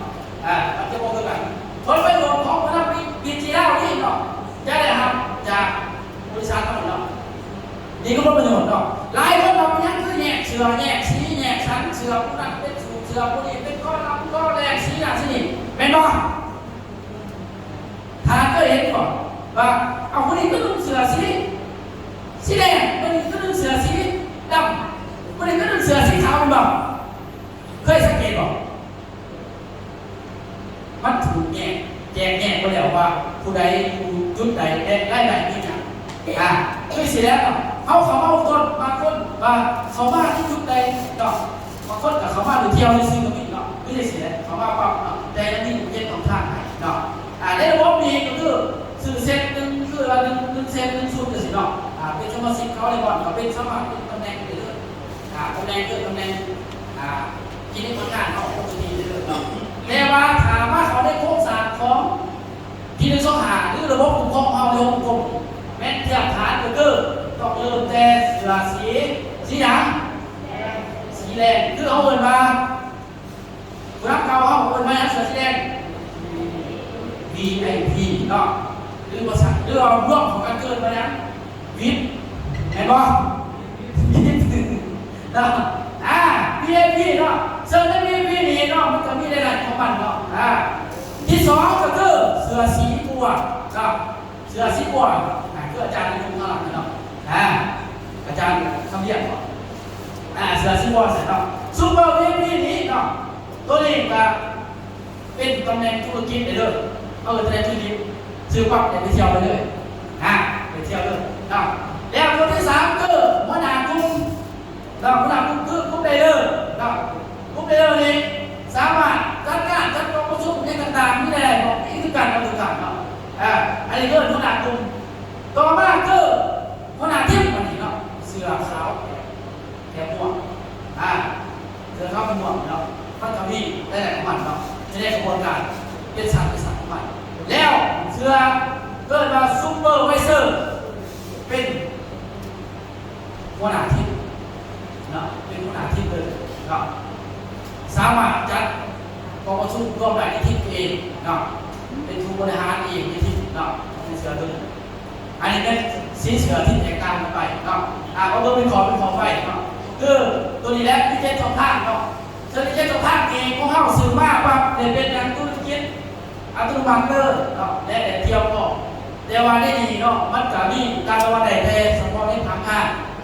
ในพังงานเนาะเป็นเขาในความนี้ไล่จากเพิ่มมาพังงานเครือข่าย MLM เนาะซึ่งเขาปัจจุบันนี่ซื้อมาปั๊บแต่เขาเป็นสมาชิกแต่วันนี้ก็นอนได้ถูกเนาะหนึ่งคือขายปีกขายส่งเนาะชิ้น240%สองคือขยายสมาชิกคือไฟสตาร์ทคือค่าแนะนำ3%ได้เลยเนาะสามคือค่าขยายธุรกิจ7ชั้นเนาะ100%หา150%สี่คือทำค่าบริหาร80%ของฟังก่อนทำสุด50,000 บาทต่อวันซึ่งว่าหลายอาจารย์เป็นว่าคนใดสีแจงหลายขับว่าเนาะรับโบนัสเม็ดชิง3ชั้น20%นี่หลายอย่างเนาะรับไล่จากแผนนี้เนาะ15ชั้นเนาะพูดกันเลยเนาะครับโบนัสทุกเดือนเนาะขึ้นตำแหน่งบริหารนี่เนาะก็คือทุกเดือนเลย2,500 หา 110,000 บาทต่อเดือนได้ตัวนี้ตัวไหนถึงมาหอตำแหน่งที่สุดจะมีเดือนจะดีกินต่ำสุด2,500 สูงสุด110,000 บาท คูณเพิ่ม110,000 บาทถึงเท่าไหร่ต่อเดือนเดี๋ยวอาจารย์ท่านก็บอกได้หรอกเรามีแต่40,000แม่เราหายตัวเราออกไปยังครับวันนี้ถ้าอาจารย์เราไว้ตัวละครเดือนละแสนก็ออกตะกี้เลยหรือเปล่าอยู่แล้วโดนเป็นตัว40,000นะครับคือบอกจะโดนหรือไม่ตัวแสนอะไรกันแล้วหรือเปล่าแล้วเขาออกไปนี่ก็ไม่ดูแล้วก็ข้าราชการด้วยครับข้าราชการด้วยครับนี่เราเห็นจุดที่มันแตกต่างกันมันได้ดีหรอกแล้วมันเรื่องเจนของมันจุดนี้สัตว์ป่าอันนี้ระบบเขาเอาการขับเคลื่อนนี่เริ่มที่ตำแหน่งวิทย์นะที่นะที่มันตัวนี้ไม่ได้แน่เนาะไม่ได้มีเสือแดงแบบที่เคลื่อนมาไปอย่างอื่นป้ายต่างๆเนาะเขาจะอะไรทำ SB และ CD นะ SB CD ตัวนี้ก็คือสามารถแดงไผ่แดงเครื่องแดงล่ะพี่บอกที่งานนะพี่บอกจะขาด1 2 3 4 5 6ได้ที่บอกเขาสามารถซื้อเครื่องขายเครื่องเนี่ยที่งานซื้อยาได้เขาเป็นที่มูลนิธิเขาเก็บ SB ไว้เป็นยังมาแรงมองก้านนี่เนาะจะได้ยังตัวครบเลยต้องเอาหมอตุ้มน้ำกาแฟมันจะบริดังสุด2เสือมันยอเอาตอรีหุงเขาเนี่ยเอาหมอหุงเขามันบริเวณเนื้อเอาแฟนเนื้อมาดมนี่ด้วยอะไรโทรศัพท์เอาไปเนาะจะได้ผู้อยากทราบแบบเรารถเก๋งถึงอะไรติดป้ายลูกค้าของการเอาเห็นด้วยลูกค้าสะสมเลยระบบเกี่ยวกับทีวียังบริเกี่ยวเลยมันจะมีให้ต่อสะสมไปเรื่องนั้นกับไปแดกกระโดดเลยมาครับภาษาถึงเรื่องแบบครูบอกเพื่อแหลกเอาเครื่องดีว่าเนี่ยทุกท่านมาเคยพี่บอลระบบบ่เคยเนาะอยากได้เนาะอยากได้แต่มันมาแย่งหมูเนาะแล้วสิได้ไปจะฉีดเนาะอยากกันเที่ยวพ่อเนาะเสือแสดงอำนาจของธรรมดาเนาะไล่ไปเที่ยวอีกมีซีรีส์อีกในสินค้าทุกตัวมันจะเขียนไหนซีรีส์3 ใบ5 ใบ10 ใบมาให้เจ้าเนาะSB จะไป10 ใบเศร้ามาให้เจ้าตัวนี้ชื่อว่าสะสมไปเนาะถ้าครบ1-2,000 ซีรีส์ได้ไปเที่ยวนั้นแหลกเที่ยวบนประเทศไทย2 คืน 3 วันได้4,000 ซีรีส์ได้แหลกเที่ยวเล่าไต่2 วัน 1 คืนได้10,000 ซีรีส์แหลกเที่ยวทะเลพัทยาฟรี20,000แหลกเที่ยวประเทศเวียดนามฟรี35,000 ซีรีส์แลกเที่ยวสิงคโปร์50,000 หรือ50,000 ซีรีส์แลกเที่ยวประเทศจีนแล้ว100,000 ซีรีส์แลกเที่ยวประเทศญี่ปุ่นและเกาหลีเลือกเอาอยากไปประเทศไหนอยากไปดิอยากไปเบิดอยากไปรถไม่ใช่สิได้ต้องมาเยี่ยมผู้ให้ออกเสือสีแดงออกป้ายออกป้ายทำแม่ปั๊บเกิดขึ้นแล้วหักซ้ายกันเดียวมาดิขายปุ๋ยอะไรขายกาแฟอะไรมันไม่เองมันซีมีก็ให้แล้วนี่จะรักษาจะมี5 ปีสูตรว่ารักษาจะมีอีก10 ปีสิไม่ได้ไปกับเขาเนาะเก็บไปนี่ตู้เสียมทั้งแน่เนาะยามันเสียมันดื้อกับมูลเนาะแต่ละไอ้ตรงนี้มันทั้งเสียโมเห็นเลยเนาะไม่บอกด้วยเห็นบอกทุกท่านเนาะโมเห็นเนาะขึ้นแต่กระบะเขาจะเอาเลยทั้งเสียโมเห็นเนาะนี่คือได้ไหนคือเสียเตสลาซีซูเปอร์ VIP คือผ่านนักพลังซีเลยเนาะเป็นสมาชิกสามารถเป็นสมาชิกสมาคมปี125ได้เลยตัวนี้เนาะตัวนี้มันสามารถเกิดว่าดี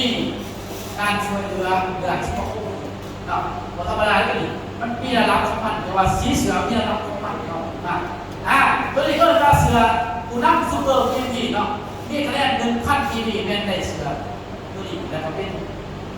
นักธุรกิจความต้องการสูงเลยครับตัวนี้อะไรเนาะตัวนี้คือหลังจากทานในเสือยังคือคุณต้องนั่งอยู่เนาะซื้อให้ก่อนแสงจันทร์เนาะท่านแส กันในเสือถึงปั๊บก็ไม่ได้ถูกเท่าไหร่ป้ายหอยข้อป้ายไปอย่างยืนต่างๆเนาะที่แบยืนก่อนปั๊บเกินขึ้นครับถึงนี่ขอที่เท่าไหร่เนี่ยครับขึ้นสวยเหลือสมาคมเนาะสูงสุดเกิน500,000เพื่อ5 ล้านบาทเพื่อ5 ล้านกีบเนาะแล้วผู้ชายช่วยอีก200,000นี่คือขึ้นสมาคมที่กรณีเกิดเหตุเป็นมากนะความหมายว่าเนาะมันตำแหน่งตัวใหญ่ทั้งนี้เนาะในนั้นเลยเนาะเป็นเสือสีบัวเด้อเสือสีดำเนาะ GL เนาะเสือสีดำนี่ก็คือเขาจะได้ทั้งประโยชน์ทับ S2 เนาะเอาไม่จริงทับ S2 ปรับฐานจะได้อีก9%ในการทำงานเนาะเป็นตัวโคตรไหนที่เด้อไปเห็นงานเองเป็นสามารถได้เด้อเนาะตัวนี้เป็นสามารถเขาได้คอร์ส ETC ได้เด้อเนาะตัวนี้ได้แน่เนาะหากไม่ได้ออกคิวงานหากคนผ่านในระบบเดียวออกคิวงานครับทุกอย่างคือสิไปเรียกทั้งสารวัตรจัดคิวงานให้แล้วผู้เสือสีดำเป็นทีมงานเป็นผู้ไปช่วยแล้วก็เปิดงานแล้วผู้สีดำจะได้ดู9%ของ PV บริษัทจ่ายให้มาสนิทรับประทานคนที่5%ให้จ่ายสิเนาะมันจะมีคิวงานแบบนี้อย่างแรกคือเป็นเกี่ยวกับเสริมเงินก็มันมีคิวงานดอกก็ได้ดอกเลยก็พอเพิ่นผ่านในกระบวนการเดียวเป็นไรที่เราเป็นพี่แจ็คคิวงานมี12คิวงานเนาะคิวงานนะ10,000คะแนนคือเท่าไหร่100,000ปลายคะแนนบ่เห็นบ่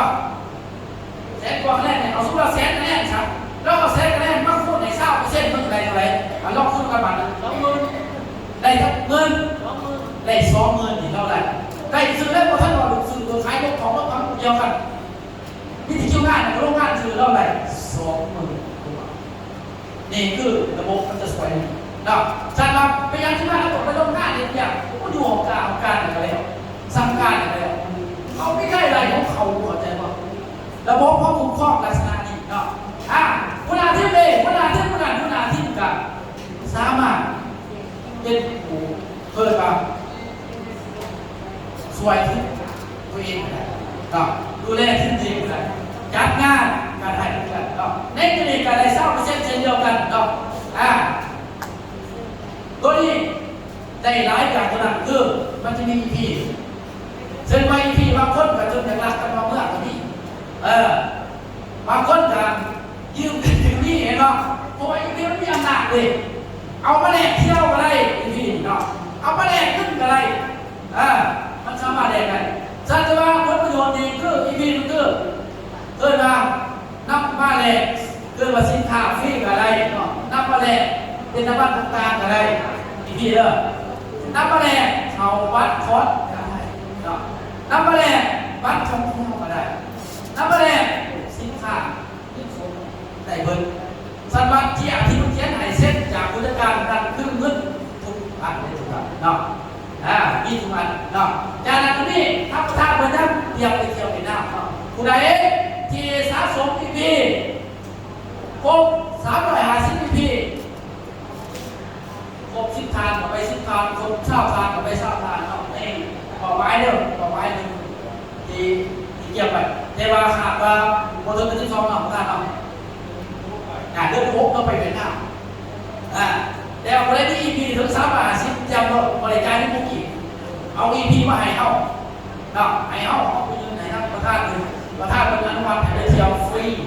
บริการเลยเนาะเที่ยวไปเลยเนาะ EP เขาที่ว่าสังเกตทุกท่านเนาะกระบวนการเขาห้องทำไปทุกท่านเองดูแลกันไปเรื่อยๆเนาะจากนั้นคือเสือซูเปอร์ไวเซอร์ที่เนาะนี่ก็ตำแหน่งหนึ่งอีกเนาะซูเปอร์ไวเซอร์นี่เนาะกายยังสามารถลง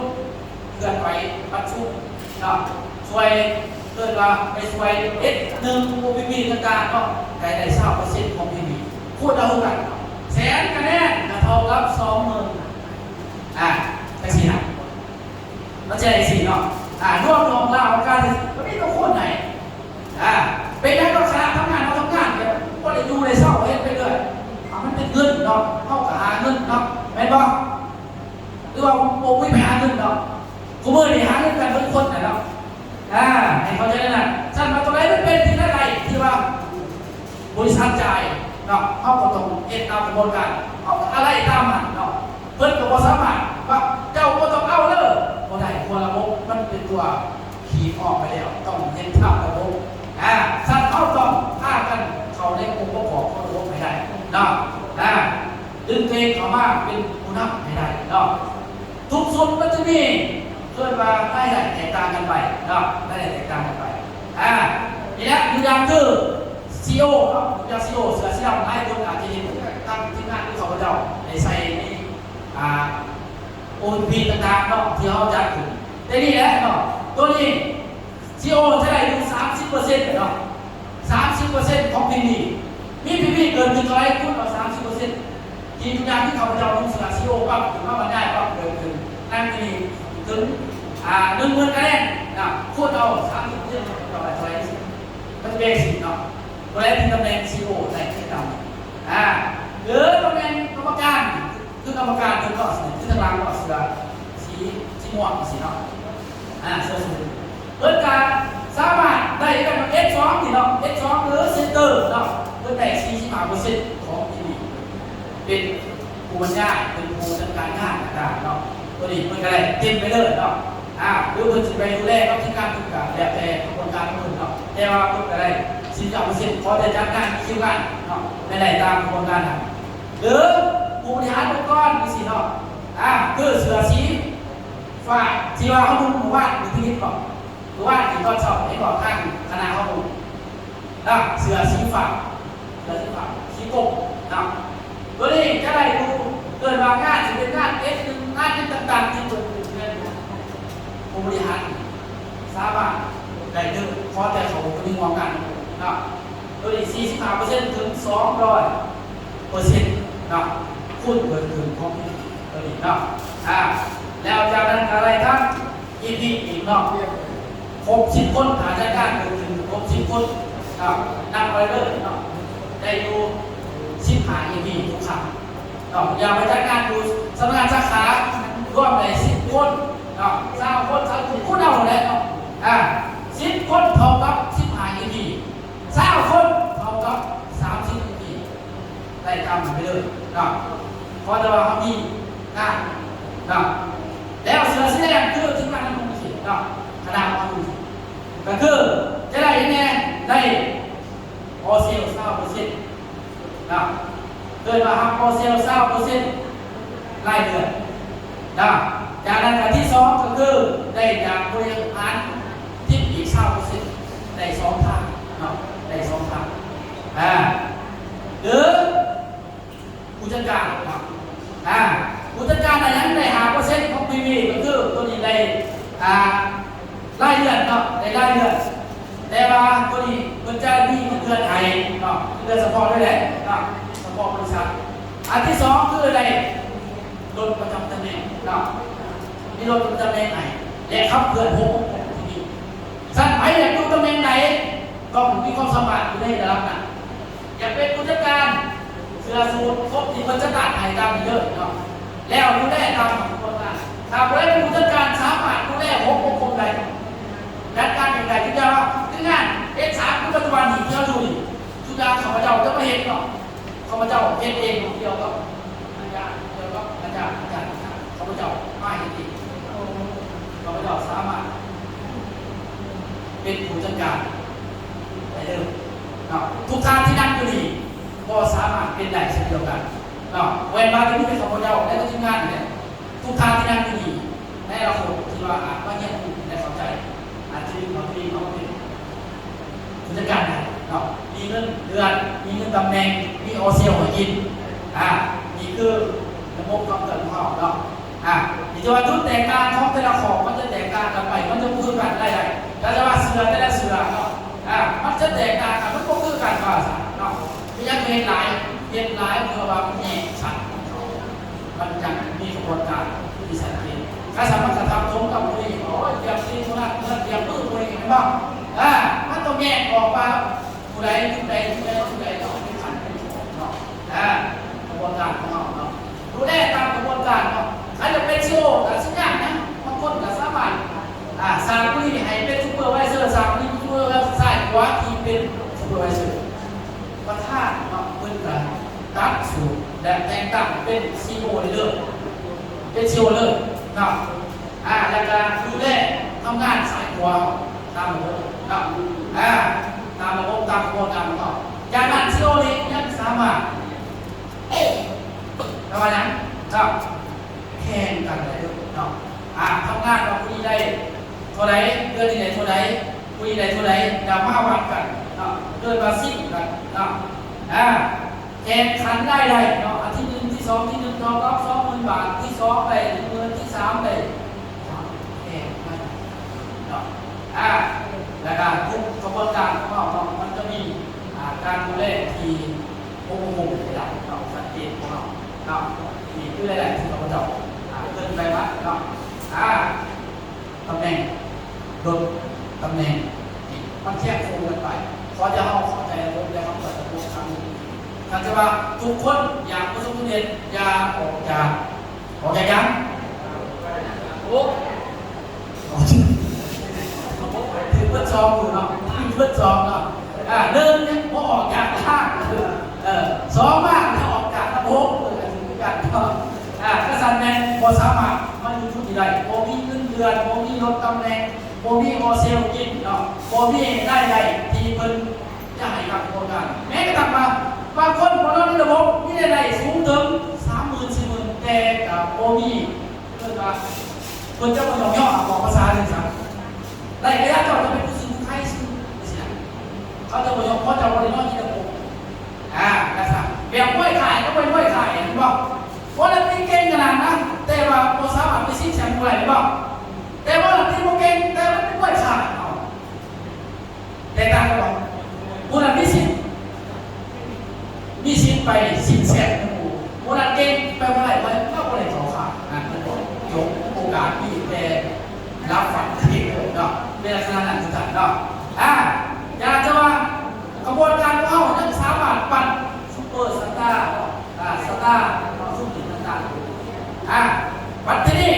คือสตาร์นี้สามารถเมืองไทยเข้าเขาได้ยุ่งใหญ่เนาะคือว่าในหม้อเสือยังเสือสตาร์นิ้วสตาร์เนาะก็จะเดียวที่จะมาดูใหม่เนาะนี่โอเลสังยอดได้15 ตันสามารถเตะเสือสตาร์เลยเนาะเกิดมาตัวนี้เป็นผู้นำทีมเนาะเอาได้สักคือผู้นำทีมเนาะต่อมาคือสตาร์เนาะสตาร์ที่ว่านี่ไม่ใช่ว่าพอพูดเนาะพอทำตัวนี้เนาะพอทำตัวนี้เป็นอะไรเสือตัวหนึ่งว่าตัวนี้สามารถทำยอดก่อน15,000กับ15,000สามารถได้เสือเรื่อยในส่วนนี้สามารถร่วมกิจกรรมกับบริษัทเนาะก็คือมีงานปาร์ตี้นะมีงานปาร์ตี้เขาบอกงานปาร์ตี้ในการเข้าดูแลชุดอยากที่บอสก็เรื่องการบริหารของบริษัททำมีงานกินเดียกันเนาะมีงานกินที่ช่วยแรงเปิดจักถูกเสิร์ฟไปแต่ความงานอะไรเนาะหรือซูเปอร์เรียกว่าซูเปอร์สตาร์ซูเปอร์สตาร์นี่ก็ได้ความท่องเที่ยวภายในและต่างประเทศนี่เด้อตัวนี้พอไม่ได้ต่างประเทศเนาะเพราะว่าตัวนี้ก็คือทางจะทำงานในระบบทำให้ทุกทีเป็นแต่ทางเป็นแบบท่านประธานต้องใช้ตัวจะตัดสูงตัวนี้ให้เลิกเนาะมีงานประจำของตัวเองประจำว่าสาขาเข้าเนาะนี่กิจกรรมนะตัวเองต้องยึดถือในวันนั้นตัวเองว่า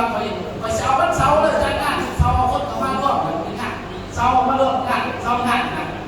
เป็นประจำเลยแสดงประธานเป็นในระบบของเราในระบบว่าท่านประธานคนเขียนไปสมุดว่าแจ้งที่งานในความดีจะผ่านในเปิดสตาร์และประกาศสูงเป็นอาจารย์สอนเช่นเดียวกันเนาะแล้วก็รู้เลขในงานสถานนี้และการเองนี่เดี๋ยวบอกเลยนะว่าคนจัดอะไรที่บอกว่าคุณจัดก็เห็นไหนคือเก่าอ่ะสัมปทานเนาะคนของสัมปทานอะไรฉันเข้าต้องเห็นเองเลยทำเองเลยต้องรู้ดีนี่คือคุณน้าที่เรียนเนาะจากนั้นเข้าดึงตัวเข้ามาสู่ในขบวนการสมาคมคือทางนายเนี่ยอาจารย์ ารย์ขันขับนี้เนาะคือคุณนุ่งเสือคือเสือสมคมเลยเถอะอ่านเสือสมคมเสือสมคมนี่คือยังไงเนาะสำหรับสมาชิกสมาคมนักบินสงหารเนาะเขาก็มาสกูเป็นจะมีการแย่งกันเนาะแย่งคนเป็นซีเดอร์การมึงแย่งการดูแลนี่เกิดเข้าว่าอย่างเป็นว่ารับตัวช็อปตัวอย่างก็ลมหายใจตามสิเนาะถ้าบริษัทเขาจะมีการดูแลช่วยเหลือมีเงินสมาคมไหมเนาะในนี้มันก็มีขั้นตอนของการทำของเขาเนาะการทำเขาเนาะกระบวนการมันจะมีที่ระบบมีการต้องทำเนาะนี่คือเสือเขาหาอะไรจุดปั๊บแล้วออกมาเขาก็เข้าใจแล้วสมัครเป็นสมาคมแต่ว่าคนที่จะลงในและนอนในต้องนอนในระบบเข้าไปเลยจังแต่เขาเป็นสมาคมเลยเพราะไม่ได้เสือลงแล้วว่าเขาเป็นสมาคมของพันโตคือพยายามว่าในสมาคมนี้ในของกองทานที่ผ่านสมัครมาแล้วนะของกองทานในใบสมนุนะคุณยายว่าไม่ใช่ก็เนาะมีในสมนุมีอยู่ของก็มีอยู่หาคนในหาคนสมนุควายแล้วนี่เปิดเทปบ้านนี่ว่าตายจริงเนาะตายปลอมไม่เด้อตายจริงปั๊บทำบริษัทเท่าจะมีการไปช่วยเหลือไปดูแลเนาะแล้วก็มีเงินสมาคมอีโบทานมาได้เลยดูแลกันแบบของขั้วเนาะแบบเดียวก็ผักงานเท่าเนี่ยเนาะมันจะมีเงินสมาคมมีเงินหักไปต่างๆไม่ต้องสวัสดิการต่างๆไม่ต้องวันนี้เกิดเหตุไม่มากแบบนี้ตัวเองก็สวยมีการอย่างคนมาดูแลในงานเกิดขึ้นต่างๆไปเนาะลักษณะเขาไม่มีกันเนาะเขาจะมีทีมงานทุกอย่างเอาง่ายสักอยู่ในคณะพ่อถามไปเกิดเหตุบ้านเราตายเนาะก็มันจะมีการดูแลคือมีทีมงานไปบึงกับมีการเลยว่าพวกมาล่าแบบเดียวกันเลยมีการอ่านเนาะสมบูรณ์การพ่อเราวางไว้เป็นสัญญาณลักษณะอะไรเนาะอยู่ในตำแหน่งไหนบึงกับมีตามเสือสัจวาเขาว่าความตรงนี้ตัวนี้เป็นตัวที่ตามเนาะจึงเป็นขบวนการจึงเป็นกระบวนการเลยกระบวนการของการเป็นสมาชิกและจะเป็นกระบวนการของขั้วเป็นกระบวนการของขั้วบอกในทุกท่านเขาก็เข้าใจดีเนาะเพราะว่าในตัวนี้มันจะมีอะไรแตกต่างกันเลยเนาะช่วยแบบไหนช่วยคือทาซุปเปอร์ที่เนาะคือทาไว้ที่ปลายอย่างยืนไปหอยข้อเนาะหรือเป็นไปอย่างยืนเนาะวัดหอยข้ออะไรเนาะปั๊บสมบูรณ์แบบแล้วเนาะตามตำแหน่งของบินเขาหาคนเดียวเพิ่นจะสวยในสมาคมนี่คือ5 ล้านกีบทุกอย่างของก็ตายนะมีในสมรุมีหาคนในหาคนมีผู้ตายในสมรุบริษัทจะเอาเงินสมาคมไปสวยทุกสุด5 ล้านกีบผู้เล่นลงเสือสีเด้อเอาเป็นสีเสือได้บ่อยเด้อแล้วสิเขาไปให้เสือสีนี่ได้ลูก5 ล้านกีบแล้วบริษัทสวยใช้ช่องเท้าอีก200,000 กีบนะเสือสีเด้อเสือที่ต่อไปคือเสือสีดำแอบแดงเนาะบริษัทในสมาคมจะช่วยเจ้าก็คือสูงสุด10 ล้านกีบแล้วช่วยแล้วบริษัทช่วยอีก300,000 กีบเป็นช่องขาวแต่ถามว่าเอาง่ายสักในสมาคมนี่อยู่เขาเก็บขึ้นในสมาคมเขาเก็บไป500 ล้านแต่เขากระจายกับเพียงแต่เท่าไหร่10 ล้านเดือนละไม่ใช่เดือนละเก็บไปข้างของสมาคมเพื่อไปช่วยคนต่อไปเพราะว่าตำแหน่งจะเพี้ยนดิเพราะว่าตำแหน่งเป็นอย่างไรสมูไงเนาะไม่ว่ามันได้ตามตำแหน่งเขาต่อมาเสือมุนาทิพย์ขาวแขกม่วงเนาะจะได้สูงสุด2เท่าไหร่20 ล้านครับ500,000 กีบเก็บไป500 ล้านก็ได้เพียงแต่20 ล้านเหลือนั่นเอาของข้างเหมือนเดิมตำแหน่งต่อไปคือตำแหน่งซูเปอร์ไวเซอร์สมมติคล้ายๆคือพอคำของนี่ตอนนี้ก็ลุงเสือซูเปอร์ไวเซอร์ที่สินี่คือเสือซูเปอร์ไวเซอร์ของเราลักษณะสิตัวนี้ สามารถมันจะช่วยสมาคม30 ล้านสูงสุด30 ล้านแล้วเป็นเงินบริษัทช่วยเอง700,000 กีบนะเป็นเราสมาคมนะตัวต่อไปเนาะCEO เนาะ CEO นี่สูงสุด50 ล้านเก็บไป50 ล้านจ่าย50 ล้านเรื่องเอาของข้างกันเร็วนะแล้วบริษัทก็ช่วยอยู่1 ล้านกีบแล้วก็ไปดูแลในงานเช่นเดียวกันนั่นแหละดูแลทุกคนนะกรรมการเนาะกรรมการนี่ก็ช่วยเก็บไป500 ล้านช่วยเท่าไหร่บ่มีกำหนดเนาะเก็บไป1 ตื่นจ่ายเพิ่ม1 ตื่นเก็บไป2 ตื่นจ่ายเพิ่ม2 ตื่นดีบ่เลยนี่อยากเป็นบ่อยากเป็นก็ปัจจัยก็มาเป็นกรรมการให้ได้เนาะมันโมเมนต์ตัวนี้ทุกคนผมเจอเลยโมเมนต์ว่าพ่อเพื่อ3 แสนกันเลยเนาะทุกคนต้องเจอเกิดขึ้นเสื่อมลงแล้วรับไปเนาะก็จะจากอะไรเนาะเก็บไป500 ล้านจ่ายก็ทานเลยละแล้วบริษัทที่ช่วยเอง10 เปิด1 ล้าน5 แสนใส่ซองขาวไปทานแล้วที่พนักงานบริษัทไปดูแลส่วนเนาะแล้วต่อมาคือเสือบริหารคือที่ทำบริหารของหมู่บ้านตัวนี้เก็บไป1 ตื่นจ่ายไป1 ตื่นเช่นเดียวกันเกินเราไม่กำหนดแล้วบริษัทจะช่วย2 ล้านอีกตัวนี้บริษัทช่วยอีก2 ล้านแต่ถ้าเสือสีแดงมันยังคือข้าพเจ้าลงจะสิเพื่อจะช่วยอย่างตัวนี้ช่วยเหลือเอาไงก็คือหลังจากที่ผู้ใดที่ได้รับเอาไงสมัครได้รับแล้วและมีใบอย่างอื่นมีการแต่งตั้งที่สมบูรณ์แบบเนาะเขาก็มีสิทธิ์ทำเคยเรือตามเงื่อนไขเนาะสมาคมแล้วก็มีกำหนดเช่นเดียวกันเนาะเก็บไป1 ตื่นก็ไป1 ตื่นเก็บไป2 ตื่นไป2 ตื่นซอยเลยหรือว่าสักกิจกรรมที่สมาคมเอาแล้วบริษัทคนอีก3 ล้านต่อมาผู้จัดการเนาะผู้ใดถือว่าเป็นผู้จัดการก็ได้คนในสำรวจเนาะผู้ใดคนนึงเสียเดียวกันเนาะบริษัทการช่วยแบบผู้นี้แบบผู้นี้กำหนดด้วยกันเนาะเก็บไป1 ตื่นจ่ายไป1 ตื่น2 ตื่นจ่ายไป2 ตื่นแล้วบริษัทจ่ายเดิมอีก5 ล้านนี่คือสมาคมของพาสโกเนาะสมาคมของพวกเงินบาทธนาคารของพวกเนาะซึ่งเข้าจะดูแลกันแบบนี้เนาะซึ่งบริษัทอื่นบนอาจจะมีเรื่องเคยได้ยินบ่ทุกท่านมีบ่เคยเนาะถามว่ามีอะไรมีบ่ทุกท่านมาอยากได้บ่อยากมาเป็นบ่ก็จะใจถึงว่าอยากมาเป็นตำแหน่งเนาะแต่เรื่องเล่าตอนนั้นไม่พยายามเป็นเนาะปัจจุบันนี้เขาต้องดึงเองเขาไปอยู่ในตำแหน่งดึงไหนได้เนาะเสื้อสีอันไม่ได้ให้อยู่ได้ดีเพราะว่าเวลาทานเกิดเห็นเป็นมากมีปัญหาทานเนี่ยปัญหาคนสวยเรามันเสียหายบอกเชี่ยวก็จะแท้นะเชี่ยวมันนี่นะเกิดขึ้นมีของพวกคือลมหายใจจากซอยบริบอลจากหาล่างนี่โอ้ยหาล่างจะได้ขึ้นกูไปเดี๋ยวไปลงขึ้นมาเลยนี่จะได้แบบไปกูยืมมันบอกกูจะไปดีบอกเนี่ยแต่ถ้าท่านไม่สมาคมเกิดขึ้นปั๊บ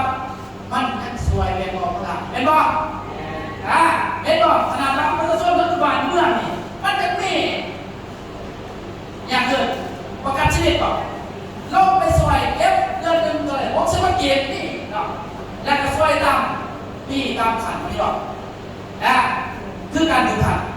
ทุกคนก็อยากให้เกิดแต่เข้าต้องเข้าใจคำว่าเกิดขึ้นเสื่อมลงในรับไปเนาะ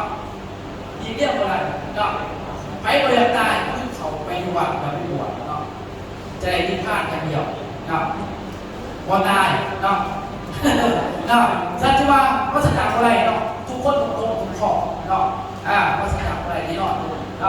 แต่จะว่าได้ระบบเข้านี่คือกระบวนการชู้ดูแลรักษาเนาะครบเซนเตอร์ได้พาสโปร์นี่เนาะซึ่งว่าท่านประธานต้องใช้เขียนบทตัวออกมาแต่สารจากสารวิธีของประธานไงเขาคือแบบว่าถึงเราเนาะแต่ว่าอาจารย์ต้องใช้เป็นเขียนออกมาให้ดูแลเขาสัตว์เป็นสัตว์ไปอีกดูแลสัตว์ไปอีกเนาะ เกิดว่าสั้นของบอสแตกไปแล้วมีสั้นของบอสล่าเขาอีกสั้นหนึ่งที่ยังคงสู้ดูแลเขาเนาะรักษากระบวนการของเขาเนาะเป็นน้ำมันเป็นปั๊มน้ำมันเนาะเป็นตัวกระตุ้นเป็นทวงแห้งแหวทวงไปเองเลื่อนให้ของเขาเนาะอันนี้คือระบบสามเอ็นเดียกันที่เขาจะได้พากันสืบต่อและพัฒนาไปเรื่อยๆเนาะตัวเพื่อให้ทำระบบสำหรับทุกทานเนาะที่ว่าไม่ให้หมูในมือนี้เนาะอยากให้ทุกทานมาทำความเข้าใจโอ้ให้ได้หลายเนาะก็ให้ได้น้อยเนาะเพื่อยังเพื่อว่าสามารถส่งต่อแก่ลูกแก่หลานแก่เลี้ยงแก่หลานเข้าในอนาคตเนาะเมื่อจะเป็นว่าตรงนี้จะเท่าเนาะเขาต้องฝากข้อวังไปในต่อไปเนาะเพราะว่าเขาเสียการใหญ่เนาะการใหญ่คือตรงมองไก่อย่ามองไกลๆไม่เนาะบางคนมันยังเห็นว่าไรเนี่ยก็ลุกขึ้นนะพวกไปต่อเนาะเขาจะบริมากเขาถึงระบบมันจะแบบพอใจเนาะสัจว่าทุกคนต้องมาทำความเข้าใจในระบบก่อนจึงคอยเดินจึงคอยต้องจะคอยไปถึงทางอย่าคิดแม้แต่นิดหนึ่งในการจะออกจากเรื่องออกย่างไหนทานเป็นอย่างรถไฟออกจากล่างย่างไหนเป็นยังไงใช่ที่ช่างบอลเนาะรถไฟลงล่างส่วนใหญ่เมืองบอดเลยเนาะส่วนใหญ่อยากเจโรยเบิร์ดดีเนาะสารสำคัญต้องมาทำความเข้าใจเพื่อช่วยเนาะช่วยในการขับเคลื่อน